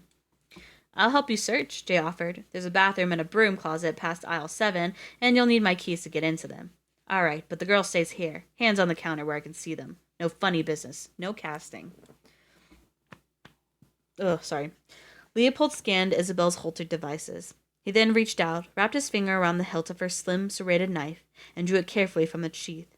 This, he knew from Sunderworld, was a limmy knife, a tool capable of cutting through solid walls. Isabel tried to bump his hand away with her elbow, but she couldn't take her hands off the counter. Can I at least call my uncle? She said. No, Samuels barked. His red beam swept the ceiling. Leopold started crawling toward the stockroom, the knife gripped in his right hand. Isabel attempted to hook him with her foot, but he pulled free. Passing the stockroom's curtained doorway, he glanced back. Isabel stood marooned at the register while the two men walked off down the main aisle. If Samuels turned around at the wrong time, he'd have a direct line of sight to Leopold. So Leopold would have to work fast. And while he was sure cutting a hole through the wall was the best way to save them, he was less certain that the technique he'd seen on the episode of Sunderworld years ago was technically correct, or that, even if it was, he could pull it off. There was only one way to find out. Leopold crawled to a gap between shelves, knelt before the exposed cinder blocks, and pressed the tip of Isabel's knife to the wall. Nothing happened. He applied more pressure. Just as Leopold was imagining what the inside of a Sunder jail cell might look like, the handle of the knife began to heat in his hands. The aether he'd consumed seemed to come alive inside him. A powerful, slightly intoxicating sensation that sizzled in his veins. Then, as if the wall were made of softening butter rather than concrete, the blade sank into the hilt. Now, down. That's what he'd seen Max do in the show. It had been it had been as easy as cutting cake. But as Leopold gripped the knife and tried to drag it toward the floor, he realized the show had not been entirely accurate on this point. A few seconds later, he'd managed to bring the knife down only a few inches. It took nearly a minute of sustained effort to reach the floor, his hands shaking as a slim gap finally opened in the blade's wake. Daylight glowed through the gauzy, dew-dappled webbing, and from the other side he could hear city noises. He stopped, unsure what to do next. At this point in the episode 5, The Unsubtle Knife, Max had made a gap large enough to escape through. Leopold was hardly wide enough to accommodate one leg. Getting desperate, he turned to look at Isabel. She stood at the register with her back to him. The detective's balding head bobbed down the occult sundries aisle behind Jay, his searchlight scanning windows and walls. Soon they'd be returning. Leopold pulled the knife from the wall, and its blade faded from red hot to cool silver. He didn't know what to do. "Give me my damn knife back." Leopold spun around so fast he nearly toppled tower of boxes. Leopold spun around so fast he nearly toppled a tower of boxes. Isabel was right behind him, but she was also, he confirmed, with a baffled glance, still at the register, which was impossible. His eyes darted between the two Isabels. "How doppelbuddy," she whispered. The Isabel at the register turned to honor its maker with a grin, and Leopold recoiled. One of its eyes drooped alarmingly below the other. Its nose took a sharp left where Isabel's was small and slightly upturned, and its lips were pulled into a snaggletooth grimace. It looked just like Isabel, if her face had been put through a laundry press. "I know it's not great," actual Isabel said, "but I had like 20 seconds to make it because you were over here about to rip a hole into the ninth realm, in which case we would have had much worse things to deal with than one surly cop." "What do you mean, the ninth realm?" "Never mind." She snatched the knife from his hand. "Just keep watch while I fix this." Wielding the blade's tip like a pin, she set about making adjustments to Leopold's work with quick, confident strokes of a calligrapher. With the quick, confident strokes of a calligrapher. Back at the register, Doppel Isabel swayed on its feet, a video game character whose player had abandoned the controller. With a silent shudder, the gap in the wall began to expand. After a few seconds, Isabel tapped the blade against the concrete, and the expansion halted. It was just wide enough for them to squeeze through one at a time. "Damn," Leopold said, awestruck. "You're good." "My sigil work is okay," she admitted, clearing a diaphanous, cottony webbing from a gap with the flat of the knife. The webbing fell to the floor, where it immediately disintegrated to ash. "My spell work is better." The red beam was tracking toward them across the ceiling. Isabel urged Leopold toward the opening. "You first," he said in flat refusal. She almost laughed as she wedged into the gap. "And I thought chivalry was dead." As she wriggled through the other side, Leopold saw Doppel Isabel wander away from the counter and into the aisles. They were officially out of time. Hastily, he followed Isabel through the wall. And that was the end of chapter 56. We're going into chapter 57 now. Give me 1 minute. I had to click on some shit. Why is this popping up? Excuse me. Get off my screen. There we go. Okay, there we go. Yes, now we are in chapter 57. But why is this popping up, actually? Oh, it's because I'm hitting fucking window button. I was like, why is my Windows thing popping up? It's because I was hitting the button. Oopsies. Hold on, give me just 1 minute. Okay. Chapter 57. Ooh, we got a little bit of time left. Actually, no. We're going to finish it tonight. We're going to finish this tonight. Leopold emerged into a shaded breezeway that separated the cash and dash from the psychic next door. He'd hoped they'd be able to reach the rear of the strip mall and escape unseen down an alley, but from here the only way out was straight through the parking lot of Cahuenga. Back inside the store, they could hear Samuel's yelling at the Dobble Buddy. In a minute, he'd see its face up close and realize he'd been tricked. I've got to close the wall, Isabel said, flipping a small switch embedded in the knife's hilt. If they realize I used a limmy knife, Uncle Norm will be in deep shit. She began to draw the gap closed, making rapid stitch-like gestures across the opening. These things aren't technically legal. You're the only Time Lord I need in my life. Oh, thank you. Where was I? Oh, she'd only been working a few seconds when they heard the pitched wail of an approaching siren. The backup Samuels had requested was about to arrive. Isabel finished her work and returned the lemon knife to its sheath. Leopold leaned around the corner of the breezeway to make sure the coast was clear, and together they ran into the parking lot, ducking behind a pickup truck as a police cruiser skidded to a halt in front of the cash and dash. 2 officers in blue got out. Leopold recognized them as Sunder PD, not by their blue uniforms, which were nearly identical to those worn by the LAPD, but by their complex holsters and circular badges. One hurried into the convenience store while the other stood guard, watching the lot. Now there was no way out. Any chance we can make a run for it? Leopold asked. A flapping sound snapped their attention to the sky. A pair of enormous crows were circling high above. Isabel shook her head. Those aren't normal birds, she said darkly. They're watchers. Spies enchanted by the department. They're covering the exit in case we make it to the street. Leopold swore under his breath, then cast a hopeful glance at her cloak. In that case, I don't suppose you brought a portable hole. Nope, she said. You? Fresh out, he joked. Then something occurred to him, and he said, when someone puts a tooth in a parking meter and a hole opens in the ground, what's down there? Utility tunnels. Stuff like that. Her eyes narrowed. Why? A few weeks ago, I saw someone put a tooth in one of those. He nodded to a row of meters on the far side of the lot. You wouldn't happen to have any loose teeth, would you? Isabel stared at him with ill-concealed astonishment. Yeah, she said. Uncle Norm always makes me carry some, just in case. She dipped a hand into one of her pockets and drew out a molar, ambered with age. But look, those kinds of entrances aren't usually veiled. We'll have no cover at all. We've got no other choice. Leopold plucked the tooth from her hand. Stay low and come with me. Her mouth set in a grim line. Isabel hesitated only a moment before she said quietly, Lead the way, lunch tray. They darted from parked car to parked car until they reached the row of meters. Then, crouched behind an old newspaper box, the only thing sheltering them from the direct view of the cop, the newspaper dispenser read Los Angeles Times, but also in a veiled underlayer, the Sunder Prism. Leopold took the opportunity to look around. There were at least 20 parking meters, and he wasn't immediately certain which was the right one. Closing his eyes, Leopold cast his memory back to his view out Bessie's window. To the man with the tooth and the shop he'd been closest to.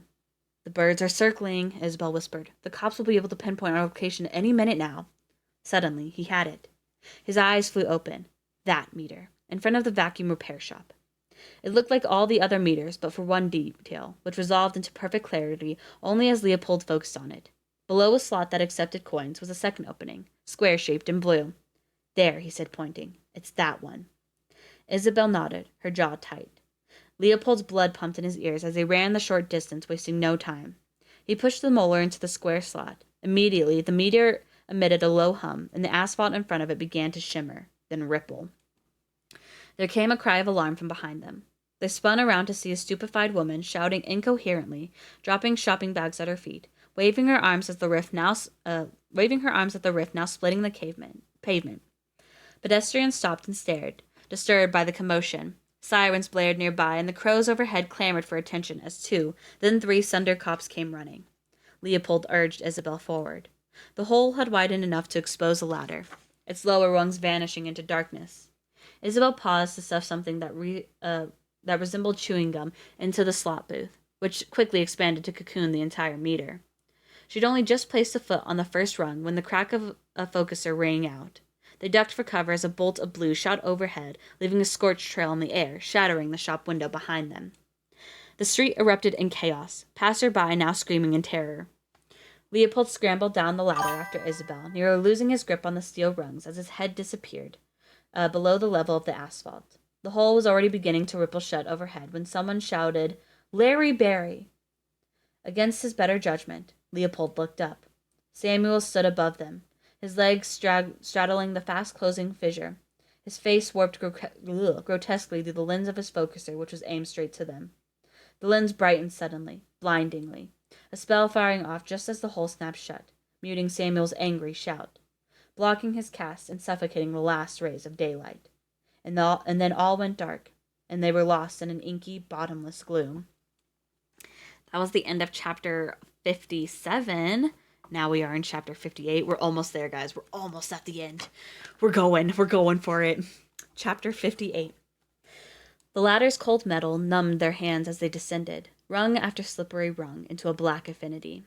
They still had no idea if what awaited below was dead end or something far worse. After what seemed an eternity, a whisper of light appeared beneath them. They stepped off the ladder onto a rough concrete floor and took a moment to catch their breaths. Leopold's heart was beating fast, and Isabel leaned back against the ladder, her cheeks flushed. They were at the end of a long, narrow corridor, weak lights embedded in rough stone walls that trailed away around a blind curve.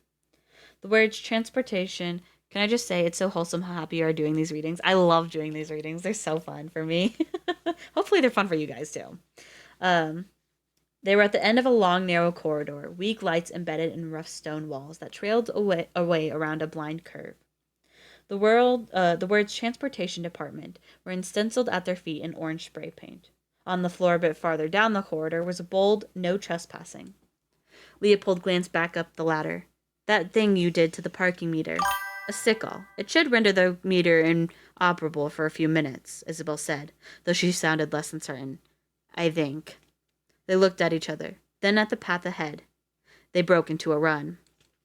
Before long, the corridor ended, opening onto a small, unadorned subway platform. They slowed to a stop, pausing for a moment to gaze around them apprehensively. The ceiling was oppressively low, the floor filthy and skimmed with trash. There were no wall tiles spelling out the name of the station, no turnstile, no benches. The only indication that this was, in fact, the subway station was a lone trolley car that sat waiting on a short section of track between two black and yawning tunnel arches. Looking at the car sent a dislocating shudder of deja vu through Leopold. It was practically identical to the trolley he'd almost smashed into on Sunset Boulevard. Only this one was painted industrial gray rather than a dull, weathered red, and blazoned below its roofline were the words "Maintenance Car." "Sunder has a subway?" Leopold said, finding his voice. Isabel was shaking her head as they approached the car. "Hardly. A short section of our trolley system goes underground, but there's no entrance around here. This must be a maintenance tunnel for emergencies. I've heard rumors about them, but I never knew for certain where any of them were." She shot him another wondering glance, which only deepened his unsettling deja vu. Leopold felt certain, then, that witnessing the man insert his tooth into the parking meter weeks ago could not have been random, that someone, or something, had wanted him to see it. He shelved this strange idea for later consideration, and together they stepped into the subway car. The interior looked like Angel's Flight without the stairs. Wooden benches spanned the car from end to end, and hand straps hung from the ceiling. Occupying the front was an unmanned operator station surrounded by buttons and a big brass lever. "I don't suppose you have any idea where this thing goes," Leopold said, heading straight for the operator station. It makes a bunch of stops," Isabel said, peering at a route map she'd located on the wall. Pasted below appealing advertisement for an insomnia curse reversal service. Franklin and Beechwood, DeLongpre and Seward, Santa Monica and Vine. "That's just a few blocks from the cemetery," Leopold called over her shoulder.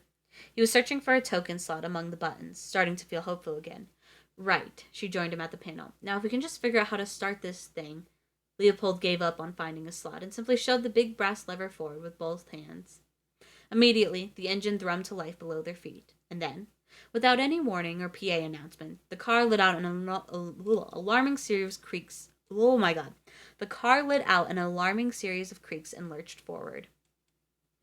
They let gravity pull them down onto the nearest bench, going slack with a mixture of relief and exhaustion as the platform blurred out of view. The car juddered and swayed, pushing their shoulders together. Leopold felt a familiar lightheadedness as they passed through a vale and the windows went dark. When he recovered enough to collect his thoughts, something disturbing occurred to him. He had, in the space of half an hour, totally screwed up Isabel's life. The impact of this depressing realization must have been printed all over his face. "What's the matter?" she asked almost immediately, angling toward him on the bench. "We're okay now. We made it, and Emmett's going to be fine." "It's not that." Leopold hung his head. "It's just... Shit, Isabel, I'm sorry. They're not going to leave you alone after this. You lied to the cops, ran from them. They know who you are now, and that you've been helping me, and I'm some dangerous fugitive apparently. Leopold," she said, holding up a hand. "It's okay. I knew the risk I was taking." "What if they come to your house?" he insisted. "Try to arrest you. Norm's already on probation or something." "It's okay," she said again empathetically. Her look of concern was gone. Her expression was now one of soft surprise. "Uncle Norm and I have dealt with a lot worse over the years. He and I always take care of each other. You don't have to worry." Leopold gave a small nod. "I'm sure that's true," he said quietly, fixing her with a steady look. "But I will anyway." Her eyes rounded before she looked away, staring at her boots as she smiled. "Uncle Norm and I appreciate your concern." A small, sharp feeling flared to life inside him, the sensation both painful and joyful. Through the window behind her a flurry of yellow sparks lit the dark, then vanished. When Isabel looked up, her face had changed. Her smile had become a grimace, her brows knit together, her hands had balled into fists. Leopold tensed. "I'll be fine," she said, waving away his concern as she grimaced in pain. Her cheeks had gone a deathly pale. She pressed one hand hard against her side. "What do you need?" he said urgently. "What can I do?" "You can stop freaking out," she said, her breath coming in uneven gasps. "And you can get me that vial," she nodded down at her belt, "with the black liquid." Hurrying, he flipped open her cloak. Secured with a snap between the loop rope and the old TV remote was a small glass vial in a leather pouch. "This one?" She nodded. He unsnapped the piece that held it in place and drew it out. A splinter of wood floated in murky liquid. The vial was etched with the word Enceladus and stoppered with a cork. "Need to drink," she said, her voice barely a whisper. He opened it, careful not to let any spill as the car leaned around a curve. She was fading by the second, and it was scaring the hell out of him. He slid a hand behind her neck and raised her head until her lips met the bottle. She took a sip, paused, then took another. Isabel squeezed her eyes shut and clenched her jaw like she swallowed poison. But after a few seconds, her face began to relax. Her eyes opened. She took the bottle from his hand with a faint "thank you," then took another sip of her own accord. She grimaced again as color began returning to her cheeks. "Maybe we should get you to a hospital," said Leopold. "They couldn't help me anyway, and I'm fine now." "You're not fine. Nothing about that was fine. What just happened?" She took another sip, and then he realized. "The Doppel buddy," he said. She nodded, then squinted at him. "So, Norm told you." "Yeah, but I don't get it. That was a pretty minor spell, right? Not like portaling us across the city." Then again, in the aftermath of that escape, he'd been unconscious. He had no idea what torment she might have endured before he woke. "I didn't think it would be this bad," she said, "but the effects of multiple casts are cumulative, like radiation exposure. I guess I needed more time to recover from last night." Shaking her head in frustration, she pushed up the sleeve that covered her right arm. Beneath was the maze of pink scars he'd noticed earlier. But now there was a new one, red, angry, and tracing a crooked line from her wrist to forearm. "God, Isabel," his chest constricted at the sight. "Why do you, if you know it's going to hurt you?" "Most are from when I was younger, and angrier and stupider." She tapped a drop of the murky liquid from the vial onto her fresh wound. It hissed like a branding iron. She winced as a curl of smoke rose from her arm. "And sometimes you don't have a choice." He looked at her, letting a moment pass before he said, "What do you mean?" Isabel hesitated, returning his gaze for only a moment before her eyes darted away. She capped the bottle, stowed it back in its holster, then yanked her sleeve down again. "Isabel," his mouth pulled into a grim line, "please, I need you to promise me you won't cast any more." The windows flashed from dark to light as the trolley emerged briefly from underground, and for a moment Leopold couldn't see her against a blinding blast of sun. He shaded his eyes, and when she came into focus again, she had a curious, slightly bemused look on her face. "What?" said Leopold. "Nothing." Isabel turned away as the window dimmed. "Look," he said with a sigh, "whatever happens, whatever the situation is, we'll deal with it some other way. You don't need to cast. You can count on me. I've got your back." Her eyes were heavy and uncertain, as if she wanted to say something but wasn't quite sure how to begin. Then she turned suddenly to look out the window, where a new subway platform came flashing into view. She reached up to pull a cord that ran along the ceiling, and a sign came alight above the operator's station. Stop requested. With a squeal of brakes, the trolley began to slow. I wonder if she. Okay, so we know what is it? The creatures in this world. We've only seen like what one or two, but they seem to be like a big threat in this world. And the last time when he was fighting the one creature, he noticed that the creature seemed like regretting fighting him, like was like sad, not sad, but like didn't want to fight him really in the last bit. I wonder if it's like Sunder people who have like an illness. And I wonder if that's what Isabel has, you know? I'm just throwing stuff out there. Anyway, chapter 59. We're almost there, guys. Almost there. Okay. I think we can finish it tonight. With the empty subway car idling behind them, they hurried across another small, bunker-like maintenance platform. A low corridor led to a steep concrete staircase. Halfway to the top, Leopold felt pressure build in his ears, then release as they passed through a veil. At the landing, there was a posted reminder about hiding focusers and extinguishing any visible spells. They pushed through a metal door and stumbled out into a blinding sun and traffic noise. Leopold pulled his beanie low and donned his sunglasses. They were on Santa Monica Boulevard, across the street from a bustling car wash and a payday loan place, only a few blocks from the gates of Hollywood Forever. With a bang, the heavy door slammed shut behind them. It had no exterior handle and was built into the side of an aggressively anonymous two-story building, its windowless edifice betraying nothing of the secrets that lay within. Leopold scanned the blank door and surrounding wall for a slot, a keyhole, or some other method of entry, but there were none. There'd be no going back this way. They headed for the cemetery, inexplicably beheaded palms stripping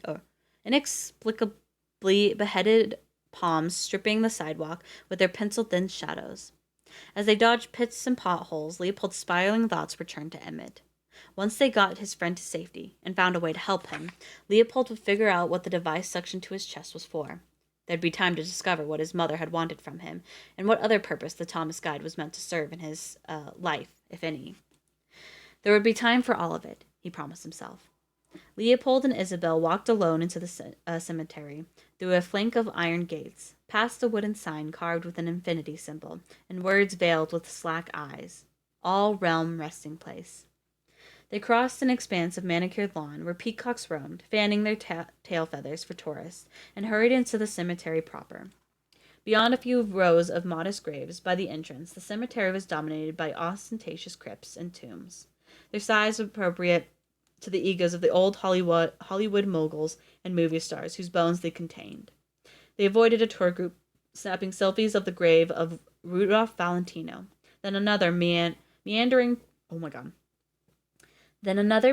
toward a mausoleum that housed the earthly remains of Judy Garland. Leopold and Isabel were headed for the southeastern end of the cemetery and one of the newer celebrity interments, the grave of Johnny Ramone. His life-size guitar-wielding monument was unmissable, and Leopold had suggested Emmett meet him there because it was one of the few landmarks he was certain Emmett would know, even with his memory revised back to age 14. Leopold quickly checked the sky. No spying crows in sight. In the distance, he could see the wall that marked the border between Hollywood Forever and the Paramount Pictures backlot, a block-wide metropolis of sound stages and prop workshops whose tall, curving roofs gazed down upon a million graves. He'd always thought it the height of LA weirdness that such an insubstantial border separated this self-contained city of make-believe, the place where they'd shot CSI and Star Trek, from the final resting place of the people who'd made them, as if the studio might one day reboot the Ten Commandments and resurrect Cecile B. DeMille to pop next door and direct a few scenes. Leopold pulled out his phone and checked for new texts, but there were none. He'd been struggling to compartmentalize his anxiety about Emmett all morning, but they were so close now that he could no longer rein it in. They jogged around a grove of cypress trees and an enormous crypt, and then, despite pleas from Isabel to be cool and not attract attention, Leopold broke into a full-on run. There, lounging in the grass beside the bronze statue of Johnny Ramone and his guitar, was Emmett. He wore one of their old homemade paladin costumes, black boots and a green army coat, with a bandolier of fake aether vials strapped across his chest. He was munching from a greasy bag of astroburger, a slight concerning absence in his expression as he studied the clouds. Leopold shouted his name. Emmett snapped out of it, surprised, then visibly annoyed. Jesus, what took you so long? He dropped the astroburger and hopped to his feet. I've watched like 3 funerals already. Hey, are you okay? How are you? What? I'm fine. You didn't talk to anybody, did you? Leopold had grabbed him by the shoulders and was peering into his eyes. Who's the president? What year is it? Emmett shook him off uncomfortably. Why are you being weird? And where's your costume, Mr. Barry? This whole video project was your... Emmett stopped mid-sentence. Hi, he said over Leopold's shoulder, then to Leopold in a whisper. Larry, girl. Isabel raised her eyebrows at Leopold. Mr. Barry? She mouthed, stifling a laugh. Leopold grimaced. Isabel, this is my old friend Emmett. Emmett, this is my new friend Isabel. Hey, she lifted a hand. I've heard a lot about you. What have you heard? Emmett said, looking both confused and suspicious. Wait, how do you two know each other? We met at school, Leopold improvised. Emmett's eyes narrowed. Our school? Different school, Leopold said quickly. How's school? Your stepbrother goes to our school, idiot. Right, that's what I meant. Same school. Leopold forced a casual smile. But he was starting to sweat. Look, Emmett, we have to get going. Let's pack up your tripod. But you just got here, Emmett shouted. We have a full day of shooting ahead of us. I know, I'm sorry. Something important came up. Excuse us a sec, Emmett said to Isabel, then pulled Leopold around to the other side of Johnny Ramon's grave. Seriously, Larry, what the hell's going on? You come all the way over here just to cancel the shoot? He frowned, looking at Leopold up and down. Wait a second. Did you get taller? Leopold stalled. No? Emmett's frown deepened, but he let it go. Is this about her? He said instead. I mean, no offense. You're a handsome gentleman and everything, but your chances with a girl like that are insanely low. Forget it. I've already got this shot framed up. Hey, Isabel said, coming into view. She looked wary. Everything okay? This is a private conversation, Emmett said. Oh, Emmett does not like her. Emmett said irritably. Not when you're shouting, she pointed out. Everyone in this graveyard can hear what you're saying, and you should know Leopold is only trying to help you. Leopold? Emmett barked a laugh. Nobody calls him that. His name is Larry Emmett. Leopold hissed. Let it go, man. Whatever. Emmett was studying Isabel. Dude, Emmett fucking hates her. He's like, bitch, who the fuck are you? This is my man, actually. So sorry. Um, Whatever. Emmett was studying Isabel unkindly. Listen, Yoko, you're already in costume, so I guess we can pencil you into the script. You can call me Isabel. But it won't be a major part, so don't get your hopes up. All right, that's enough. Leopold grabbed Emmett by the arm, half dragging him across the grate. She's not across the grass, not great. She's not wearing a costume. Emmett broke away from Leopold angrily. What the hell is your deal, man? I know an apprentice paladin's cloak when I see one. The props on her belt are a dead giveaway, and you can't just drag me out of here. All my gear is still on the ground. Oh. Oh, we just got a little bit of information there. Hold up now. I know an apprentice paladin's cloak when I see one. Oh, okay. I see you. Fine. Grab your things, but we're leaving. I'll explain everything later, I promise. Right now, you're just going to have to trust me. Emmett dusted himself off, then shot Leopold a scouring glare. This is massively uncool, he said. At least tell me where we're going. To my place, Isabel cut in. She was already walking Emmett's tripod gathered under her arm. We're going to watch a movie. Hey, Emmett was pointing. She's taking my stuff. Leopold had forgotten how much Emmett used to shout when he was younger. Drove his parents crazy. I'm just helping, Isabel called back to them. Where'd you park your car? What car? Emmett scoffed. We can't drive. He turned to Leopold as they started after her, lowering his voice a little. Who the hell is this girl? How old is she? And what's up with everyone today? God, my head is killing me, he said, rubbing his temples. Leopold scooped up Emmett's camera bag without Leopold scooped up Emmett's camera bag without slowing. Everything has been so weird. My room is different. My phone's all different. You're hanging out with some hot girl who's probably going to rob us. Even my parents were acting weird today. My mom kept crying for no reason, and my dad refused to let me leave the house. I had to sneak out. Can you believe it? I took the bus here. Emmett paused, fixed Leopold with a funny look, and said, You know, you really do look different. When did you start working out? There's a metro stop a couple blocks from the cemetery, Isabel shouted from up ahead. Hey, Leopold said. I'm sorry you had such a bad day. We're going to fix this, I promise. But Emmett's eyes had gone glassy. A drop of blood leaked out one nostril and blotched his costume. Leopold tried not to panic. Whoa, you okay? Your nose? Oh, crap, said Emmett, still walking as he pulled an old, bloodied tissue from his pocket. This has been happening all day. I don't know what's wrong with me. Probably just the dry air. Emmett's faraway look had returned. Everything was coming unraveled.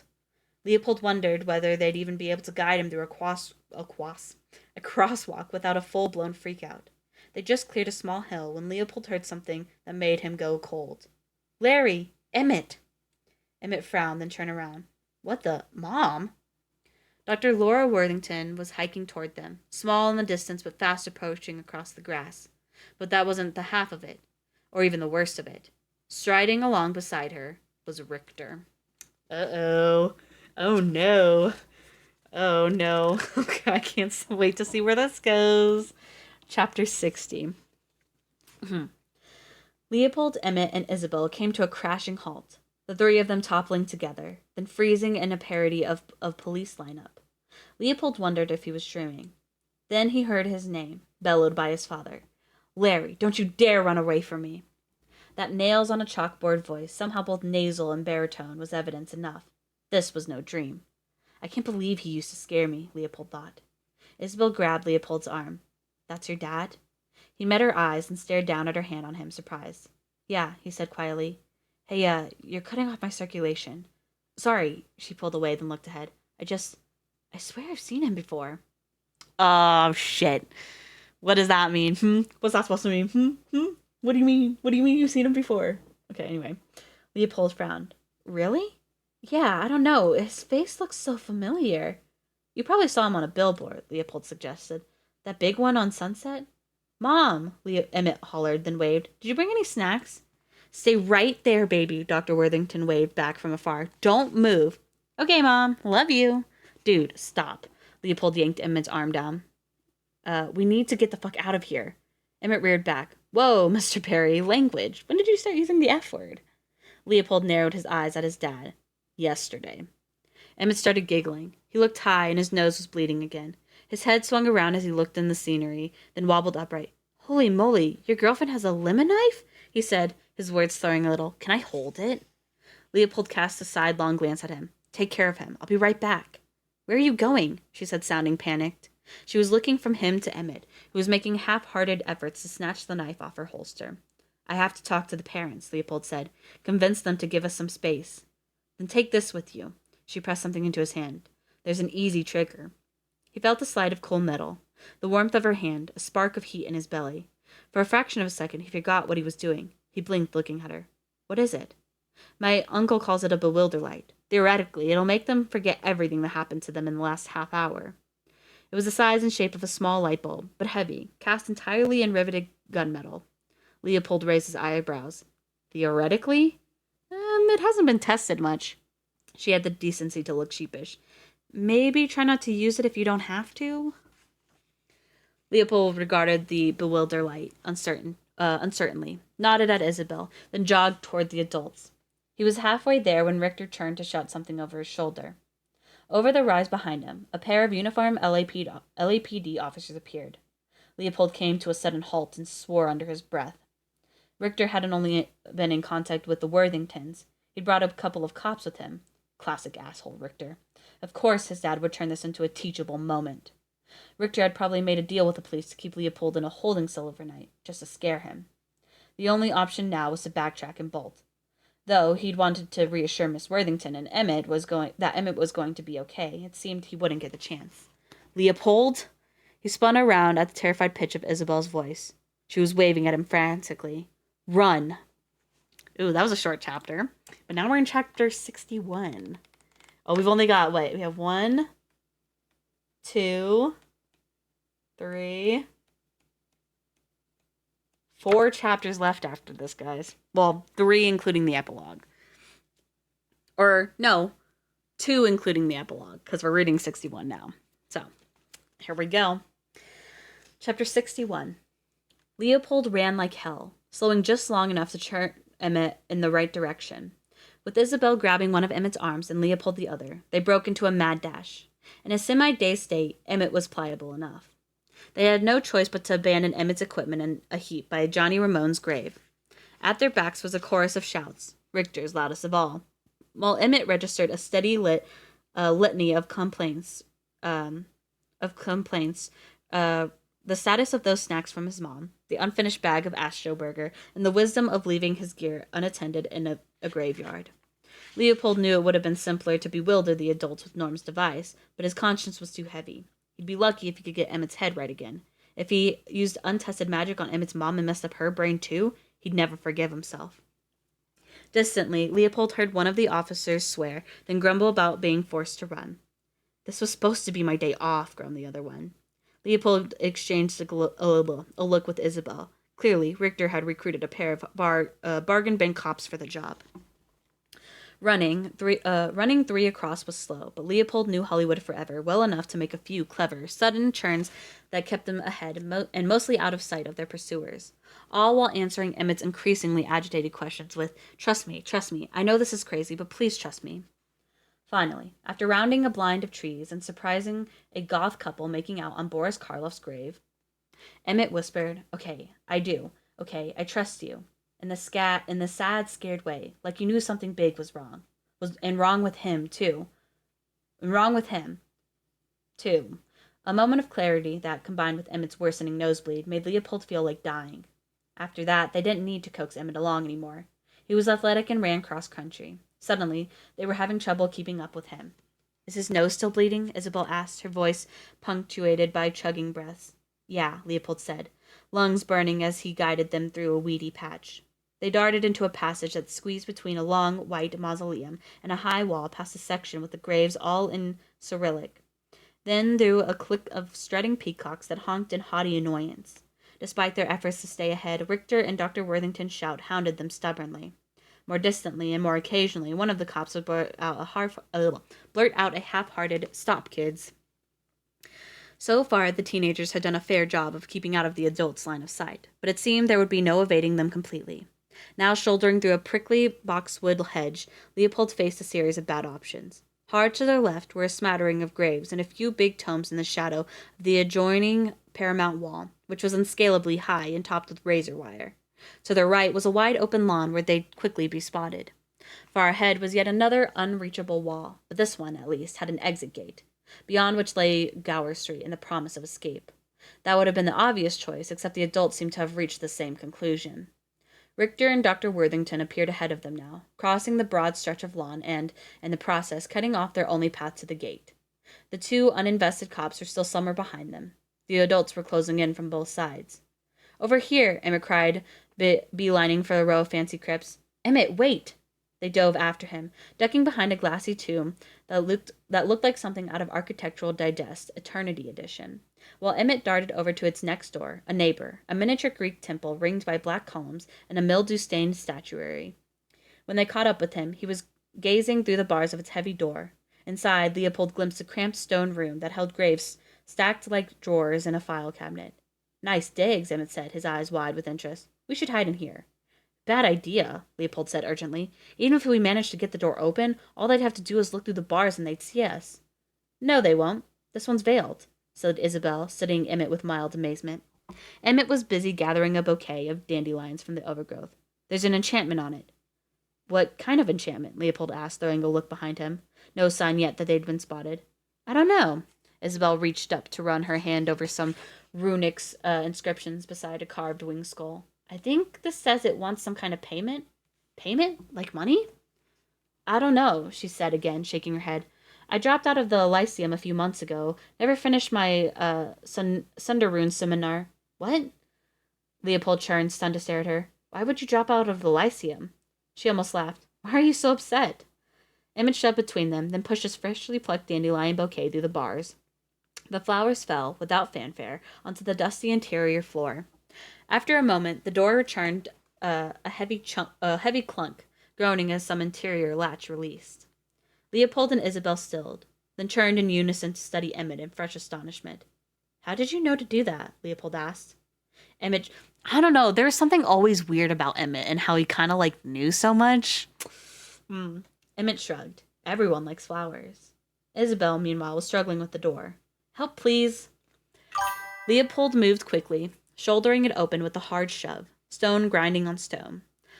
The giant door swung inward. They stumbled into a cold, stale-smelling room. Together, Leopold and Isabel pushed the door closed. From outside, the crypt had looked no bigger than a garden shed. Inside, it was easily 3 times bigger. The walls were a checkerboard of grave markers, all washed in pale yellow light, filtered through a stained glass ceiling. Occupying the middle of the floor was a dark marble obelisk, taller than Leopold, and covered in sundarunes and hieroglyphic pictographs. It was all weirdly beautiful. Mr. Barry, said Emmett, looking around in wonder, there's something super wrong with me, isn't there? Leopold clasped his shoulder. Nothing we can't fix, Mr. Washington. Emmett nodded. His eyes, dull but darting, came to rest on the nearest grave slab. Cool. Larry! Emmett! The sudden shouts of their parents made everyone jump. They couldn't have been far from the crypt's door. Emmett spun towards the voice, about to shout back, but Leopold shook his head seriously. Not yet. And Emmett looked confused, then sobered, then scared. We can't stay long, Leopold whispered to Isabel. His mind keeps weaving in and out. It's making him unpredictable. Isabel nodded grimly, and they led Emmett away from the door, toward the black obelisk in the center of the floor. Emmett rested his back against the pillar and struggled to wipe the blood from his chin. Oh, you're smearing it, Isabel said, digging a handkerchief from her seemingly bottomless cloak. Let me help.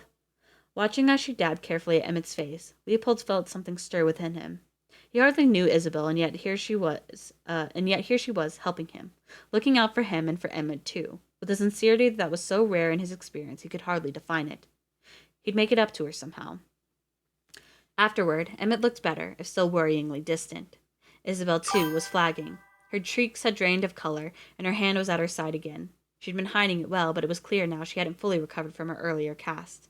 She needed rest, and probably more of Norm's cooking. The other snacks they'd bought from the convenience store, he realized with dismay, had been left behind in the subway car.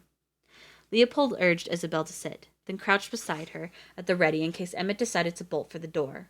For now, Emmett stood puzzling at the obelisk, passing his hand over its arcane inscriptions. Isabel, meanwhile, had removed the black vial from its holster clasp again. She was sipping at it, wincing as the dark liquid passed her lips. Leopold noticed it was nearly empty. What can I do? He asked. Do you need to lie down? She shook her head. I just need a little time. I'll be all right.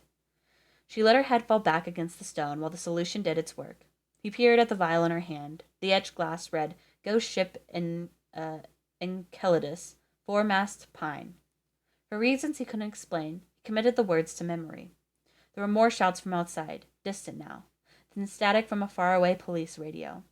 The adults seemed to be losing their trail. When Leopold's eyes returned to Isabel, she was staring at him with somber urgency. Leopold, she said quietly and intense. Yeah? There's something I need to tell you. I wasn't sure I was going to. I mean, it's pretty serious, and we only just met. They shared a look, in it, a charged mutual acknowledgement. It didn't feel like they'd just met. But if anything happens to me, she continued, there's something I need you to know. Nothing's going to happen to you, he said sharply, his reaction so visceral it surprised him. I told you, you can count on me. I've got your back. She shook her head, smiling a little. Like I said, I appreciate that. But we could get separated. Or one of us could get arrested, or... Her eyes darted away briefly. You never know, and then you'll have to figure things out on your own. She was looking at a shirt now, at the circular shape outlined beneath it. Isabel. Richard and Maria Alvarez. She took a breath, almost trembling with the effort it had required to summon those words. Those were my parents' names. Leopold went still. They were alchemists, she said, and scientists. And before they died, I'm almost certain they had something to do with creating that object on your chest. He blinked, a chilling theory crystallizing in his mind. The lab accident that killed him. You think it had something to do with this? His hand rose to touch it, the movement unconscious. She nodded. Isabel, he said quietly, if that's true, I think there's a chance your parents might have known my mom. She straightened then, her eyes sparking back to life. What do you mean? The guide, his voice dropped to a whisper. It belonged to my mother. She wanted me to find... And then the crypt filled with a sharp, echoing sound that took them both by surprise. because in that moment, it was the last thing either of them expected to hear. Emmett was laughing. Oh, that is not a good sign. Probably not a good sign at all. Chapter 62. Oh, we're almost there. Oh my gosh. Okay. Isabel and Leopold leapt to their feet and scrambled around the obelisk. Emmett was pointing at something on the pillar and laughing his ass off. The sound so loud it reverberated off the walls. Emmett, you have to lower your voice. Please, we need you to be quiet. Look at it, he was saying, still cackling. He nodded at the runic inscription. It looks like a penis. Isabel cringed. He thinks he's 14, said Leopold by way of apology, then led Emmett away by the arm. All right, Mr. Worthington, let's play the quiet game. The quiet game is for babies. Hey, someone was banging at the door. Who's in there? Leopold tensed. Shit. It was one of the cops. Just us, Emmett called back. Leopold tried too late to clap a hand over his mouth, but Emmett shoved him away. We're in here. Isabel shot Leopold a worried glance. Emmett got that faraway look in his eyes and turned back to gaze at the obelisk. Open the door, guys, the other cop now? That's a typo. The other cop yelled. This isn't a game. They both sounded more irritated than angry, but the jig was up either way. There would be no hiding from them now. Leopold, Isabel whispered, do you still have the bewilder light? Yeah, he said, patting himself down. It was right. He searched one pant pocket, then the other, but came up empty. Her voice hollow. Isabel said, You lost it? Leopold was shaking his head, searching the floor in a panic. I swear I had it. I don't know what happened. It must have fallen out of my pocket while we were running. I've got it, said Emmett, looking dazed but triumphant. He held up the bewilder light, fumbling it between his fingers as if it were a toy. I snatched it from Larry earlier. What? Emmett, give that back. No way, he said, souring. You two get all the cool props. She had a whole tool belt full of them. You can take the lemon knife. I want this one. You can't use a lemon knife in here, Isabel said, as if this should have been obvious. Too many protective enchantments. Too dangerous. Too dangerous, Emmett mocked in a whiny voice. He tucked the bewilder light in his pocket. Whatever, Mom. Larry, Richter bellowed, get out here before I ship you off to military school. The pounding at the door had only grown louder. Leopold's dad was his usual belligerent self. Emmett's mom, on the other hand, sounded like she was barely keeping it together. Emmett, baby, please. There's no need to keep running. No one's going to hurt you. But the tremor in her voice said she wasn't so sure. Between bangs on the door, Leopold could hear Dr. Worthington assuring the cops that neither her son nor Larry were any threat. But then he heard the cops bandying about the word breaking and entering, and suddenly Leopold was wondering whether busting into a private crypt was some kind of felony. His anxiety kicked into high gear. Then he heard Emmett say, Oh, hello, in his bemused sort of way, gathering up the fallen bouquet of dandelions before stalking toward the rear wall. Leopold, concerned, started after him. Emmett, wait, what are you... Without hesitating, Emmett arranged the limp bunch in a marble vase, a permanent fixture for displaying flowers, then grasped the vase with both hands and twisted it 45 degrees to the right. This bitch knows something. He knows something. I swear. A loud clank of gears issued from deep inside the stone wall. The sound such a shock it stopped Leopold in his tracks. A grave slab slid away to reveal a dark cavity the size of a small door. Leopold and Isabel gaped at it. A secret passage in a wizard's tomb, Emmett whispered, quoting a line from the Sunderworld theme. Cool Thursday. How did you do that? Isabel asked him. I read the instructions. Emmett pointed behind him at the obelisk and its indecipherable carvings. Isabel turned to look at them, then, with renewed fascination, at Emmett. You can read Sunderrunes? You can read Sunderrunes? I can only make out half of it. Emmett wasn't listening. Holy Swedish meatballs, he breathed. He bent down, peering into the dark of the door he'd opened. Is that what I think it is?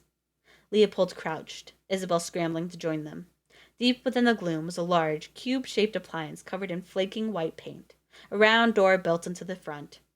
It's a tumble port, said Leopold, his voice tinged with awe. Totally, said Emmett, but some prehistoric model, not like the one Max uses. Nodding in agreement, Isabel asked, Who's Max? No one worth discussing, Leopold said flatly, then pulled open the tumble port door. It produced a loud shriek and a flurry of rust from its hinges. He made a face as a musty stench wafted out at them. Oh my God, can we use it? Emmett cried. Hell no, Isabel. Hell no.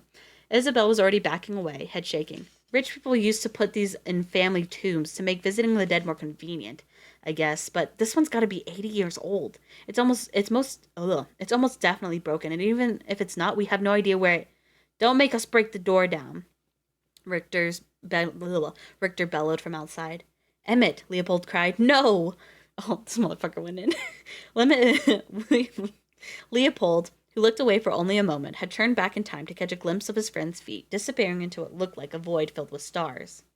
Emmett had leapt into the open tumble port. There was no time to react. The door had already slammed shut. The machine thrummed loudly as it worked.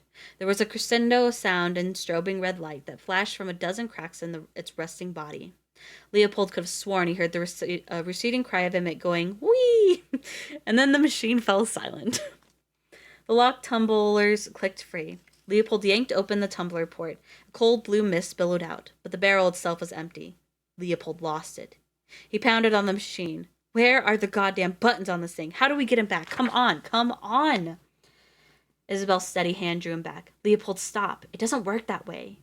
Calm and focused, she kept a gentle pressure on his shoulder as she leaned around him, searching along the right side of the machine with her free hand.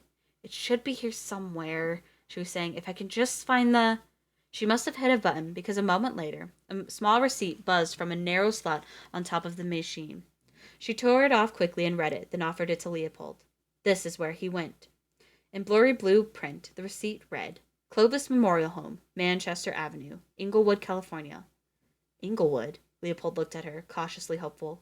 That's just across town. She was nodding. Don't worry. We can go get him.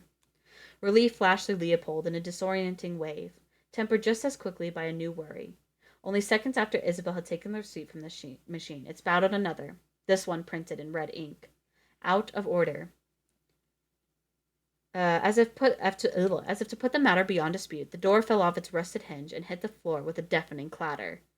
Well, shit, Leopold said, appraising the useless machine with a renewed panic. He remembered Emmett's fragile state. I just hope he made it. Leopold's pocket buzzed. He pulled out his phone to find a text from Emmett. That was amazing. Before Leopold could reply, Emmett sent another, You guys coming or what? As a fresh wave of relief hit Leopold, he typed, Stupid machine broke. You okay? Emmett returned a thumbs up emoji, then, Holy crap, this place is like Walmart for caskets. Haha, what? Don't go, what? Don't go anywhere, Leopold typed back. Be there ASAP. Leopold showed Isabel his phone screen. They shared a quick smile, this brief respite interrupted by a swell of commotion from outside. The bangs and shouts at the crypt door were now too loud to be ignored. They turned to face the exit, then each other. You ready? Isabel said. Leopold nodded. There's no way out but through. That was the end of chapter 62. All right, we're going to chapter... I think after 63, it's the epilogue. It is. Oh, God, 2 chapters left. Okay, here we go. They stepped into the bright sun. Put your hands up, one of the cops shouted. Is this really necessary? Leopold heard Dr. Worthington ask. They're not criminals. They may have vandalized the crypt, the other cop was saying. Breaking and entering is a serious crime, ma'am. Leopold and Isabel raised their hands above their heads, Leopold's heart thudding as the scene came into focus. The cops were a short distance away in the grass, red-faced and sweating from exertion. Richter and Dr. Worthington stood behind them, crackling with nervous energy. Where's Emmett? Said Dr. Worthington, her voice taking on new urgency. Where's my son? Yeah, there were 3 of you. Where's the other one? Said the first cop. Leopold's mild relief regarding Emmett gave way to sudden, crushing guilt. He never went inside with us, Leopold lied, mostly addressing Dr. Worthington. He said he wanted to go home. Leopold nodded in the direction of the Gower Street exit. I thought I heard his voice. That was me, Leopold assured her. Emmett's okay. He ran off 10 minutes ago. She raised a trembling hand to her face in tentative relief. One of the cops shone his flashlight through the crypt door. After a cursory examination of the interior, he grunted. Yeah, it's empty. Then asked Dr. Worthington whether she wanted to file a report. She hadn't seemed to hear him. Her eyes, bright and angry, were focused on Leopold, and her voice broke when she said, Larry, I'm so disappointed in you. Leopold took it like a punch to the gut. Join the club, muttered Richter. Kid's been a disappointment since the day he was born. Dr. Worthington stiffened, then flashed a hard glare at Richter. You're one to talk. Richter looked stunned as she hitched up her purse and stormed off, but in her wake he found his voice. Now, officers, he said, addressing the cops in his reasonable man of authority tone, I realize my son has put you through a lot today, and while I appreciate all you've done, I prefer to handle the matter privately from here. The cop with the flashlight shook his head and slouched over to join his partner. Sorry, not possible. Things have escalated. Could be charges, the other one agreed, pulling out a notepad. We'll have to call it in, see what the sergeant says. Sure, you do that, Richter replied, nodding as if it had been his idea. Just tell him it's Richter Barry. He'll know who I am. As the cops rolled their eyes and one unclipped a walkie-talkie from his belt, Leopold wished, more than ever, that Emmett hadn't taken the bewilder light. Then Isabel hissed his name, tense and frightened, and when he saw her face, he knew things were about to get worse. He followed her gaze to a stand of nearby cypress trees. Two men were striding out of the shadows. Oh my god. Stand down, fellows. We've got jurisdiction here, the taller of them called across the expanse of grass. The one who'd spoken wore a blue Sunder police uniform and had a shaved head shaped like a bullet. The other, Leopold realized with a dull shock, was Samuel's, the detective they'd narrowly escaped in the Cash and Dash parking lot. Not surprisingly, Samuels looked pissed. Jurisdiction my ass, the cop holding the notepad answered with a swagger. What division you with? Hollywood, answered Samuels, he and Bullethead quickly crossing the open ground. Bullshit, I worked Hollywood 8 years. The Sunder detectives were pulling out their focusers. Got our badges right here, Samuels said. Leopold, meanwhile, had been racking his brain for an escape route and searching around frantically for anything that could be useful as a weapon. His eyes met Isabel's. In the brief distraction created by the detective's sudden arrival, she lowered her arms and was starting to dip a hand into her cloak. They exchanged a look of shared understanding, then an almost imperceptible nod. Notepad Cop was now fumbling for his gun, while the other barked into his radio. We have a situation. Unknown individuals. Possible weapon. There was a sharp crackle as the detective's focusers brightened. Twin bolts of blinding blue hit the slack cops, enveloping them in a tornado of incandescent particles. They juddered backward like malfunctioning wind-up toys, then collapsed. You, Samuels boomed, stepping over the fallen cops with his partner. Richter had melted out of sight. You're wanted on multiple violations of Sunder law. Code 806, illegal reentry into a veiled zone following official banishment. Code 507A, exposing Sunder secrets to slacks. Code 653, suspected involvement in a magical explosion. And you, his head snapped toward Isabel, Code 1707, suspected possession of unregulated magical devices. And Code 180, aiding and abetting a fugitive. Leopold gritted his teeth. He didn't particularly care if he had a rap sheet in Sunder, but Isabel had to live there. Despite her assurances to the contrary, it was clear he'd gotten her into seriously deep shit. We're authorized to bring you in using force if necessary, Bullhead was saying, the grin on Samuel's face telling them he'd enjoy nothing more. The slack cops, meanwhile, writhed on the ground like sleepers in the grip of a nightmare. Leopold glimpsed Richter peeking out from behind a crypt in the distance. He hadn't fled. Perhaps the sight of strange men threatening his son had activated some deeply held protective instincts. But finally, as the detectives raised their focuser at Leopold and Isabel, Richter turned and ran. The flicker of shame... Listen, I guarantee you Richter's probably on the fucking run from the cops. He's probably some big-ass criminal or some shit. The flicker of shame Leopold felt at the sight surprised him. He hadn't realized his opinion of his father could sink any lower. Samuels ordered Leopold and Isabel to lie down face first in the grass. The two of them had been exchanging quick, tense glances ever since the Sunder police had appeared. But now Isabel gave Leopold the signal he'd been waiting for. A single, firm nod, as she whipped a hand from her cloak, drew back her arm, and flung what looked like a small, blackened apple at the detectives. Leopold sprang into motion, he and Isabel breaking to a run and sprinting around the rear of the crypt. A loud pop came from behind them, followed by violent coughing and cries of anger. Leopold looked back to see the crypt vanish in a cloud of whirling black dust. The fogger, Isabel explained as they ran. It's meant for use on slacks, so probably won't slow them down long.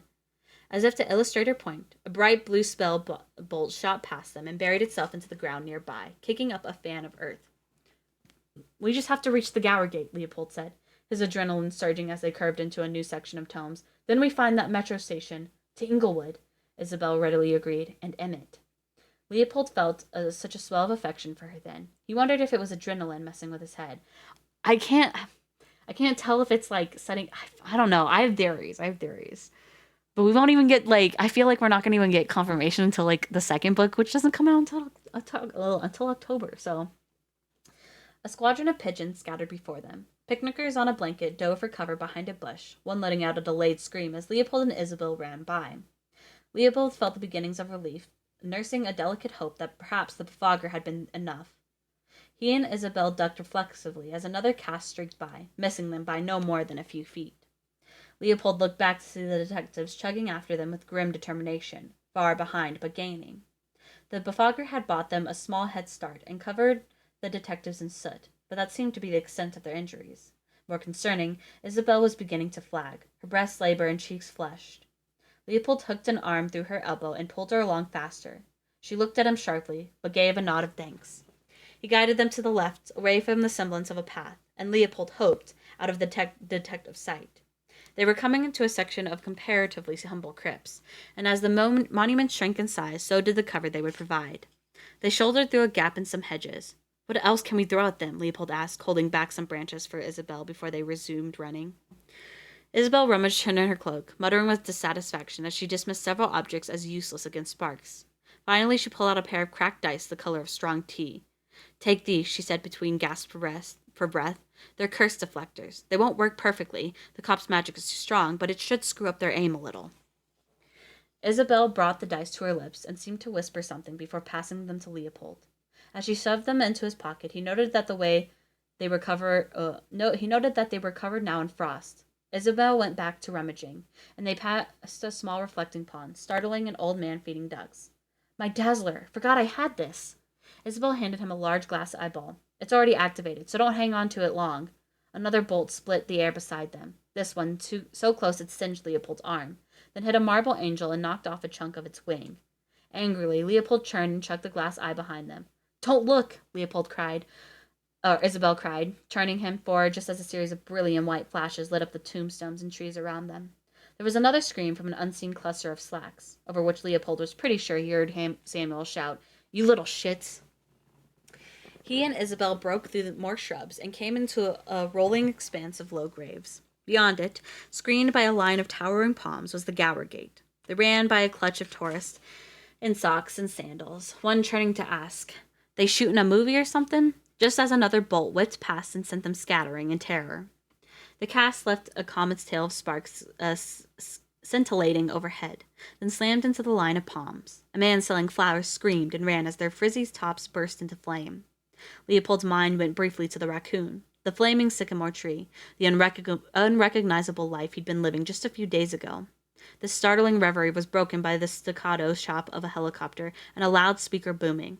"Clear the area. Police action in progress." The side of the chopper read LAPD. Nearby, three slack cops were herding a tour group to safety. "2 officers down," a voice crackled over one of their radios. "Unknown weapon." All hell was breaking loose. "Just a little farther," Leopold encouraged Isabel, who was doing her best to keep pace. "Almost there." They passed beneath the palms and through a gentle curtain of fire. They passed beneath the palms and through a gentle curtain of fire, shredded flaming fronds raining down surreally, then came to a halt on the other side. The gate just ahead of them, their only exit, was now blocked by LAPD patrol cars. Cops were standing guard nearby, hands at their holsters. Leopold suppressed the clawing panic that threatened, briefly, to paralyze him. "Now what?" Isabel gasped. She was struggling for breath, exhausted from back-to-back sprints on top of her previous casts. Leopold worried he'd never be able to get her the help she needed if they couldn't even escape the cemetery, and now the only way out had been barricaded. There were no other gates nearby, no doors at all, which meant they would have to make their own exit. "Isabel," he said, "do you still have that lemon knife?" "Yeah," she replied. "Why?" "I think I'm going to need it." She hesitated for a beat, then nodded. "Follow me," he said, steeling himself. They ran along the line of flaming trees, away from the gate massing with cops and into a narrow lane crowded on both sides with tombs and monuments. Leopold needed to find an alternate path to the Gower wall, which was tantalizingly close, but blocked by a hulking mausoleum that seemed to go on forever. After another sprint, or as close to a sprint as Isabel could muster, they reached the end of the mausoleum, then darted down a root-gnarled path that wove through a maze of leaning graves. Leopold spotted the wall over the tops of some tombs. They were no more than a stone's throw from it now. When they came to a gravedigger's shed, rakes and shovels leaned against the corrupted structure and staggered to a halt. They'd hit a dead end. Leopold swore and churned them around again, only to find Bullet Head stepping out of a literal hole in the air, which zipped closed behind him as he raised his focuser. "Hands up," the detective said, his measured tone bellied by a voice that trembled with barely restrained rage. He nodded at Isabel. "Don't even think about touching that belt." She and Leopold backed against the rakes and shovels, arms rising. There was nowhere left to run. "You chose an appropriate place to dig your own graves," Bullet Head said as he stalked toward them. He was caked in soot, his face lacerated with angry red scratches, his uniform partially burned. Assaulting an officer, multiple times, with illegal devices, not to mention exposing who knows how many slacks to our magic. You might have been able to wriggle out of the charges we had you on before, but now? He stopped a few feet away, a cruel smile expanding. "Me and Samuels are going to make sure that they put you away for a long, long time. Consider it my personal mission. You know what they do to teenage criminals in Salton State?" Leopold's voice was surprisingly steady when he said, "Go to hell." Isabel offered up an additional enthusiastic, "Fuck you." Bullethead laughed ruefully, turning his gaze to Isabel. "You know what? You're right. I should start with you." He gestured to his face. "Your little toys gave me some fresh scars today. But don't worry," he said, adjusting his focuser. "Mine won't leave a mark. They'll just hurt like hell." Leopold didn't realize he'd grabbed one of the nearby shovels until he was swinging it. Metal clanged as it connected with the cop's jaw, the crack of bone doubling with the crack of flash of his focuser. Teeth and blood flew.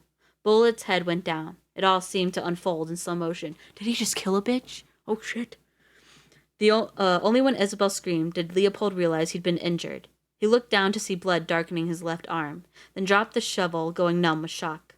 Suddenly, Isabel was shouting, asking if he was okay. Could he still run? Leopold must have nodded. Pain shot through his arm as Isabel pulled him into a stumbling, lopsided dash back down the rutted path. The agony so profound it tunneled his vision. Whatever spell the detective had hit him with was gradually disconnecting his mind from his legs, so that he almost seemed to float through the blurring world. They rounded one corner, then another, Leopold only dimly aware of where they were going. Vaguely, he clocked Samuels in the periphery. Then he saw Isabel throwing something egg-shaped at him that hatched in midair. In a flash, a squadron of screeching black birds were attacking Samuel, pecking and clawing as he screamed, "Backup! We need backup!" and thrashed at the birds with flailing arms. Somehow, they reached the wall. Leopold sagged against it and sank to the ground, while Isabel dug frantically in her cloak. "Don't go to sleep," she said, hand shaking as she worked something out of the holster at her waist. "Just hang on, you're going to be fine." She was uncorking the vial of black liquid. "No," he gasped, his words slurring. "You need that." He cried out as she took its last drop into his wounded arm. The agony suddenly intensified, black spots blooming before him, and then the pain halved, and halved again.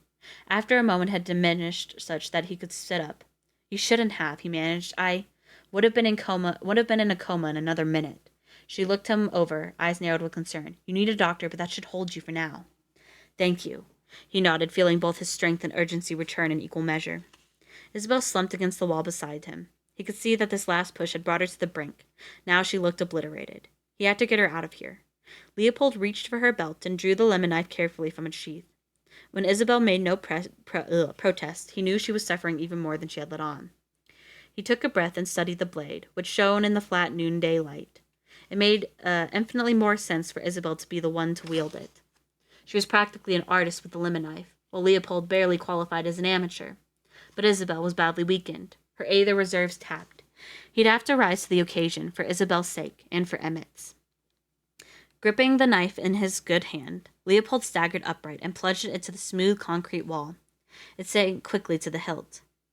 Clenching his jaw with the effort, he dragged it slowly downward until faintly a gleam of light shone through from the other side. Aether and concrete dust puffed from the lengthening gap as scenes from Gower Street began to appear through a thick cottony webbing, passing traffic, the odd pedestrian, the bold neon letters of the Astroburger sign. After a minute, the air sparkled with aether, and the hole was nearly large enough to wriggle through. "Larry Berry." Leopold then spun. At the end of the alley tombs stood the two detectives, bloody, angry eyes afire. There was no warning before twin bolts slammed the wall near Leopold. The force of the blast launched him sideways into a crypt. His skull connected with the stone, and he fell to the ground. Somehow he clung to consciousness. lifting his pounding head to look for Isabel, who was getting to her feet, seemingly unhurt. The two men laughed as they adjusted their focusers. Leopold tried to get his legs under him, then to stand. He was rewarded with an agonizing jolt of pain that unfocused his vision, until he saw something that snapped everything into laser-sharp clarity. Isabel. Torn butcher paper fell away from her hands. She had unwrapped the mystery package Jay had given her at the cash and dash. Now she gripped a small plastic circle. It looked like a toy you'd win from a claw machine on the Santa Monica Pier. Leopold knew better. Crappy though it might have been, a focuser was a focuser, and he'd promised Norm he wouldn't let her cast. Isabel, don't! He cried. A thunderclap rattled the tombs. Two blue bolts tore through the air toward Isabel. A ball of green fire answered, rocketing out of her small focuser, the force of it throwing her back against the wall. Isabel's cast blackened the grass beneath it as it flew, then collided with the detective's bolts in mid-air, creating a burst of light and a small shockwave that knocked both men to the ground. Leopold was stunned. Even with a cheap plastic focuser, Isabel was truly powerful. Dazed and spent, all color drained from her face, she slid down the wall. Not only had she cast another spell, she'd used the last of her healing liquid on him. Leopold tried to rise, to reach her, but his spinning head and trembling legs betrayed him as he nearly blacked out, sinking back into the puddle of blood that spread steadily beneath him. There was another violent rumble. He looked up at the sound. The bolts were returning. The detective cast had overwhelmed Isabel's and somehow combined with it, and now the gathered force of all three was speeding back in her direction. Two bolts and one green, woven together and writhing like a knot of electric eels, throwing off sparks as they went. Isabel's eyes widened in horror. One bolt probably wouldn't have been lethal. The effects of two would have been terrifying. The collective power of three, however, seemed likely to kill. And this braided power was heading straight for her. All else dimmed. Suddenly there was only Isabel, only the sound of blood pumping in Leopold's ears. He watched Isabel try to move, but it was clear she had nothing left. In fact, it seemed a miracle she could keep her chin up long enough to face death head-on as it approached. She looked almost regal then, her cloak pulled around her like a dark green shadow, her black hair sparkling with aether dust. Leopold knew he was Leopold knew he was oh my god. Leopold knew he was a nobody. He wasn't a channeler. He wasn't chosen. No one had ever chosen him for anything, and somehow he allowed this to define him. He realized then, with a sobering rush of clarity, that he'd been waiting his whole life for permission to be somebody, to do something important. He was done waiting. It was strange how this simple decision seemed to inject fire into his veins. Where before he couldn't move, suddenly he was standing, and then he was running. "Leopold!" Isabel screamed. "No!" He launched himself at her, pushing her out of the way, just as a green flare filled his peripheral vision, and a sudden searing pain exploded through his sternum. Leopold cried out, fists clenching, as he lifted his head toward the fire. The bolt had struck him dead center in the chest. He was blinded, then consumed by a heat so furious it felt like he wasn't merely on fire. He'd become fire. And just as he was certain this strange agony was the last sensation he'd ever experienced, he realized the heat was emanating from within him. The object on his chest had absorbed the bolt with a mighty, excruciating burn, and then, in a flash, the heat was gone. He felt as if he'd been hollowed out. Leopold collapsed, his knees hitting the dirt as Isabel struggled to her feet, the world darkening as he fell with a dull thud onto his side. He blinked desperately through a smear of black, blood seeping from his lips, his body consumed by pain. But when finally he saw her standing, he felt nothing but relief. Leopold Barry might have been a disappointment to the world, but he'd never again be a disappointment to himself. And that was the end of chapter 63. And then it's the epilogue. Now we're in the epilogue, guys. Listen. The epilogue is 1, 2, 3, 4, 5, 6, 7 pages long. Okay? 7 pages long. We're going to get into it. The last chapter. Leopold awoke in fragments, his body a heavy, alien thing made of stone. He ached everywhere, but his awareness of the pain seemed to occupy some distant chamber of his mind.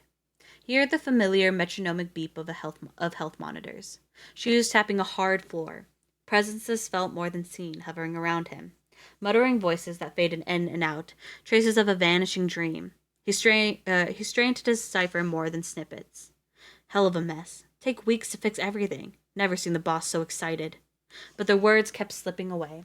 His eyes split open to a gauzy layer of sterile white, rough white sheets pulled up to his armpits, a white curtain screening much of the room from view, a nurse in white blinking down at him through a thick lens, then a soft glow of pinkish dusk light, rays whispering through an otherwise darkened window as hazy figures passed back and forth.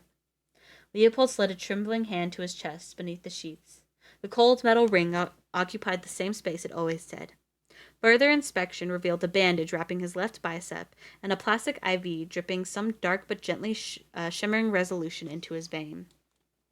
Somewhat belatedly, it occurred to Leopold that he had survived, that he was in a hospital in Sunder, apparently, and the force of the braided bolt had not, in fact, torn a hole through him. Instead, somehow, was it possible the object had saved his life? The room faded out. When he woke again, he found he could turn his head slightly, enough to discover the source of the muttering voices. Below a muted TV, bolted in a corner, a frizzy-haired man stood talking to a compact woman. He felt some slight relief at the familiar faces. One was Norm, pacing a narrow path in a DARE t-shirt and fleece pajama pants. The other was Executive Ramirez. Gradually, their words became clearer.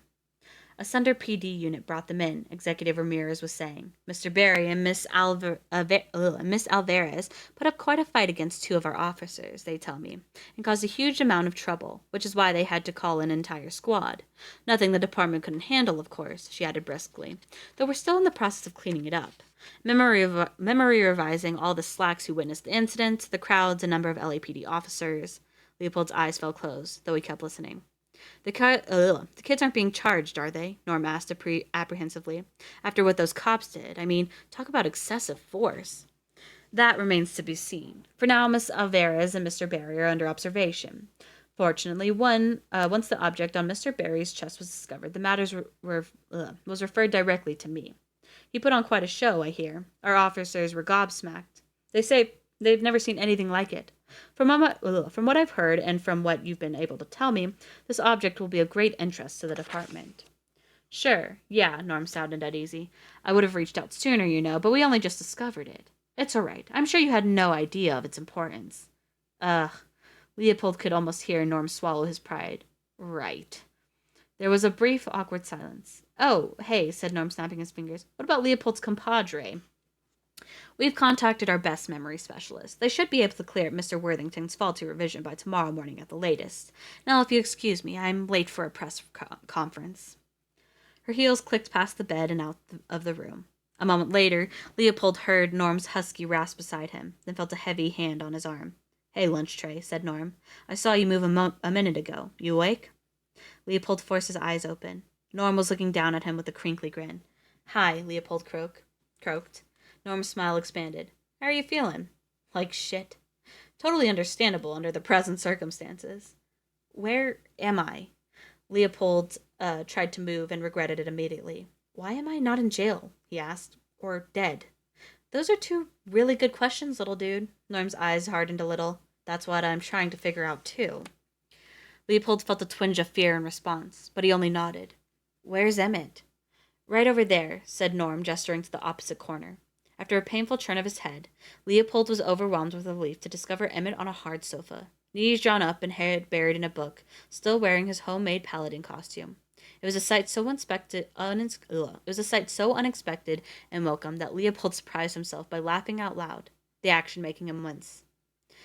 Emmett looked up at the sound, blinking owlishly. Oh, hey, Larry, he said casually, then went back to his reading. He took a pencil from behind his ear, scribbled something in the book, and let out a triumphant little yes, before tossing it aside. Immediately, he reached down to grab another from a pile on the floor. There must have been 20 or 30, surrounded by a sea of scribbled-on papers. Leopold felt his relief waning.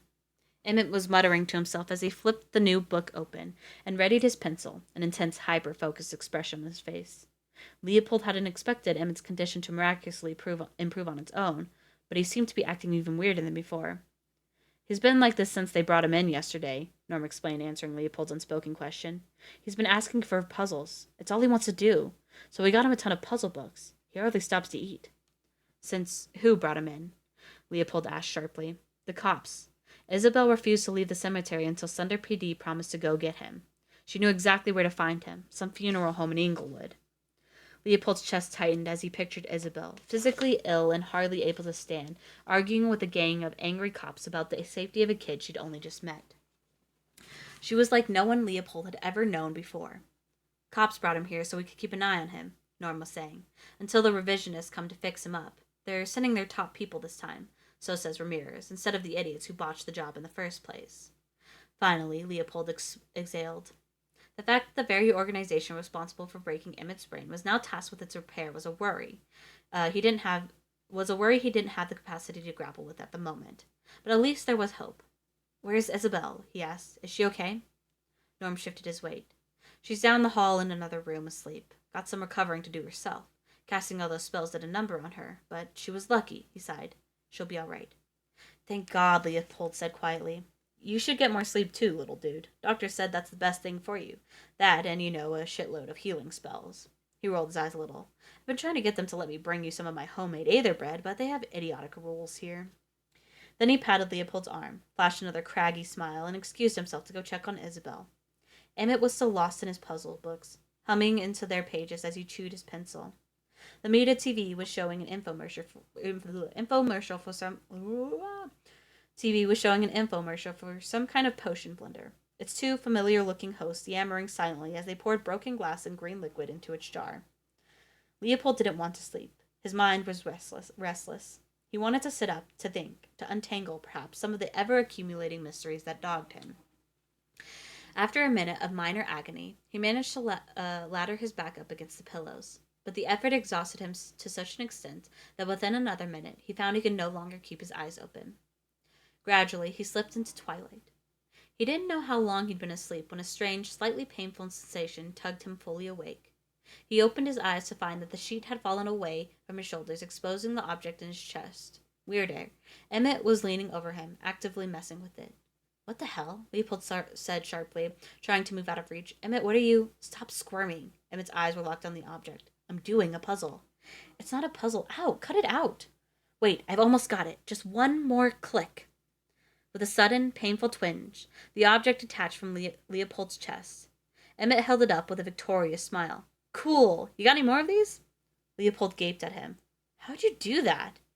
"Well," Emmett started to explain, but then he sucked in a breath and winced. It's hot." Then bobbled the object and dropped it. Leopold's hand shot out to catch it. The object spun as it fell, tumbling in what seemed to Leopold like slow motion. It flashed briefly, then appeared to shrink in midair. What landed in Leopold's hand was not the same object that had occupied his chest for the past few days.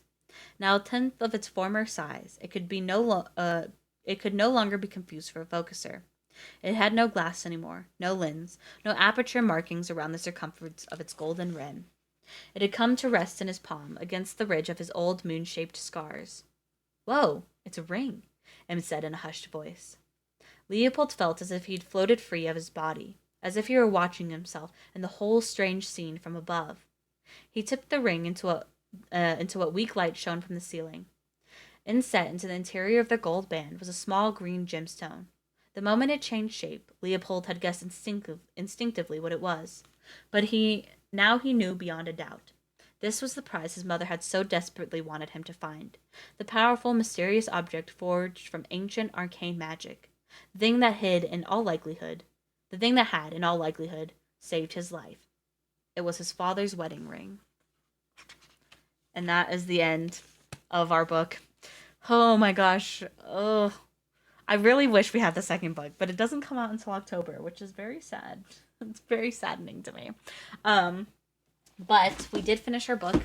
I'm sure a good majority of you are probably sleeping right now, which is completely fine. I'm glad I could put you guys to sleep. We are going to go raid someone. If there are any of you awake, we are streaming tomorrow. We're playing Silent Hill F, so just keep an eye out for that.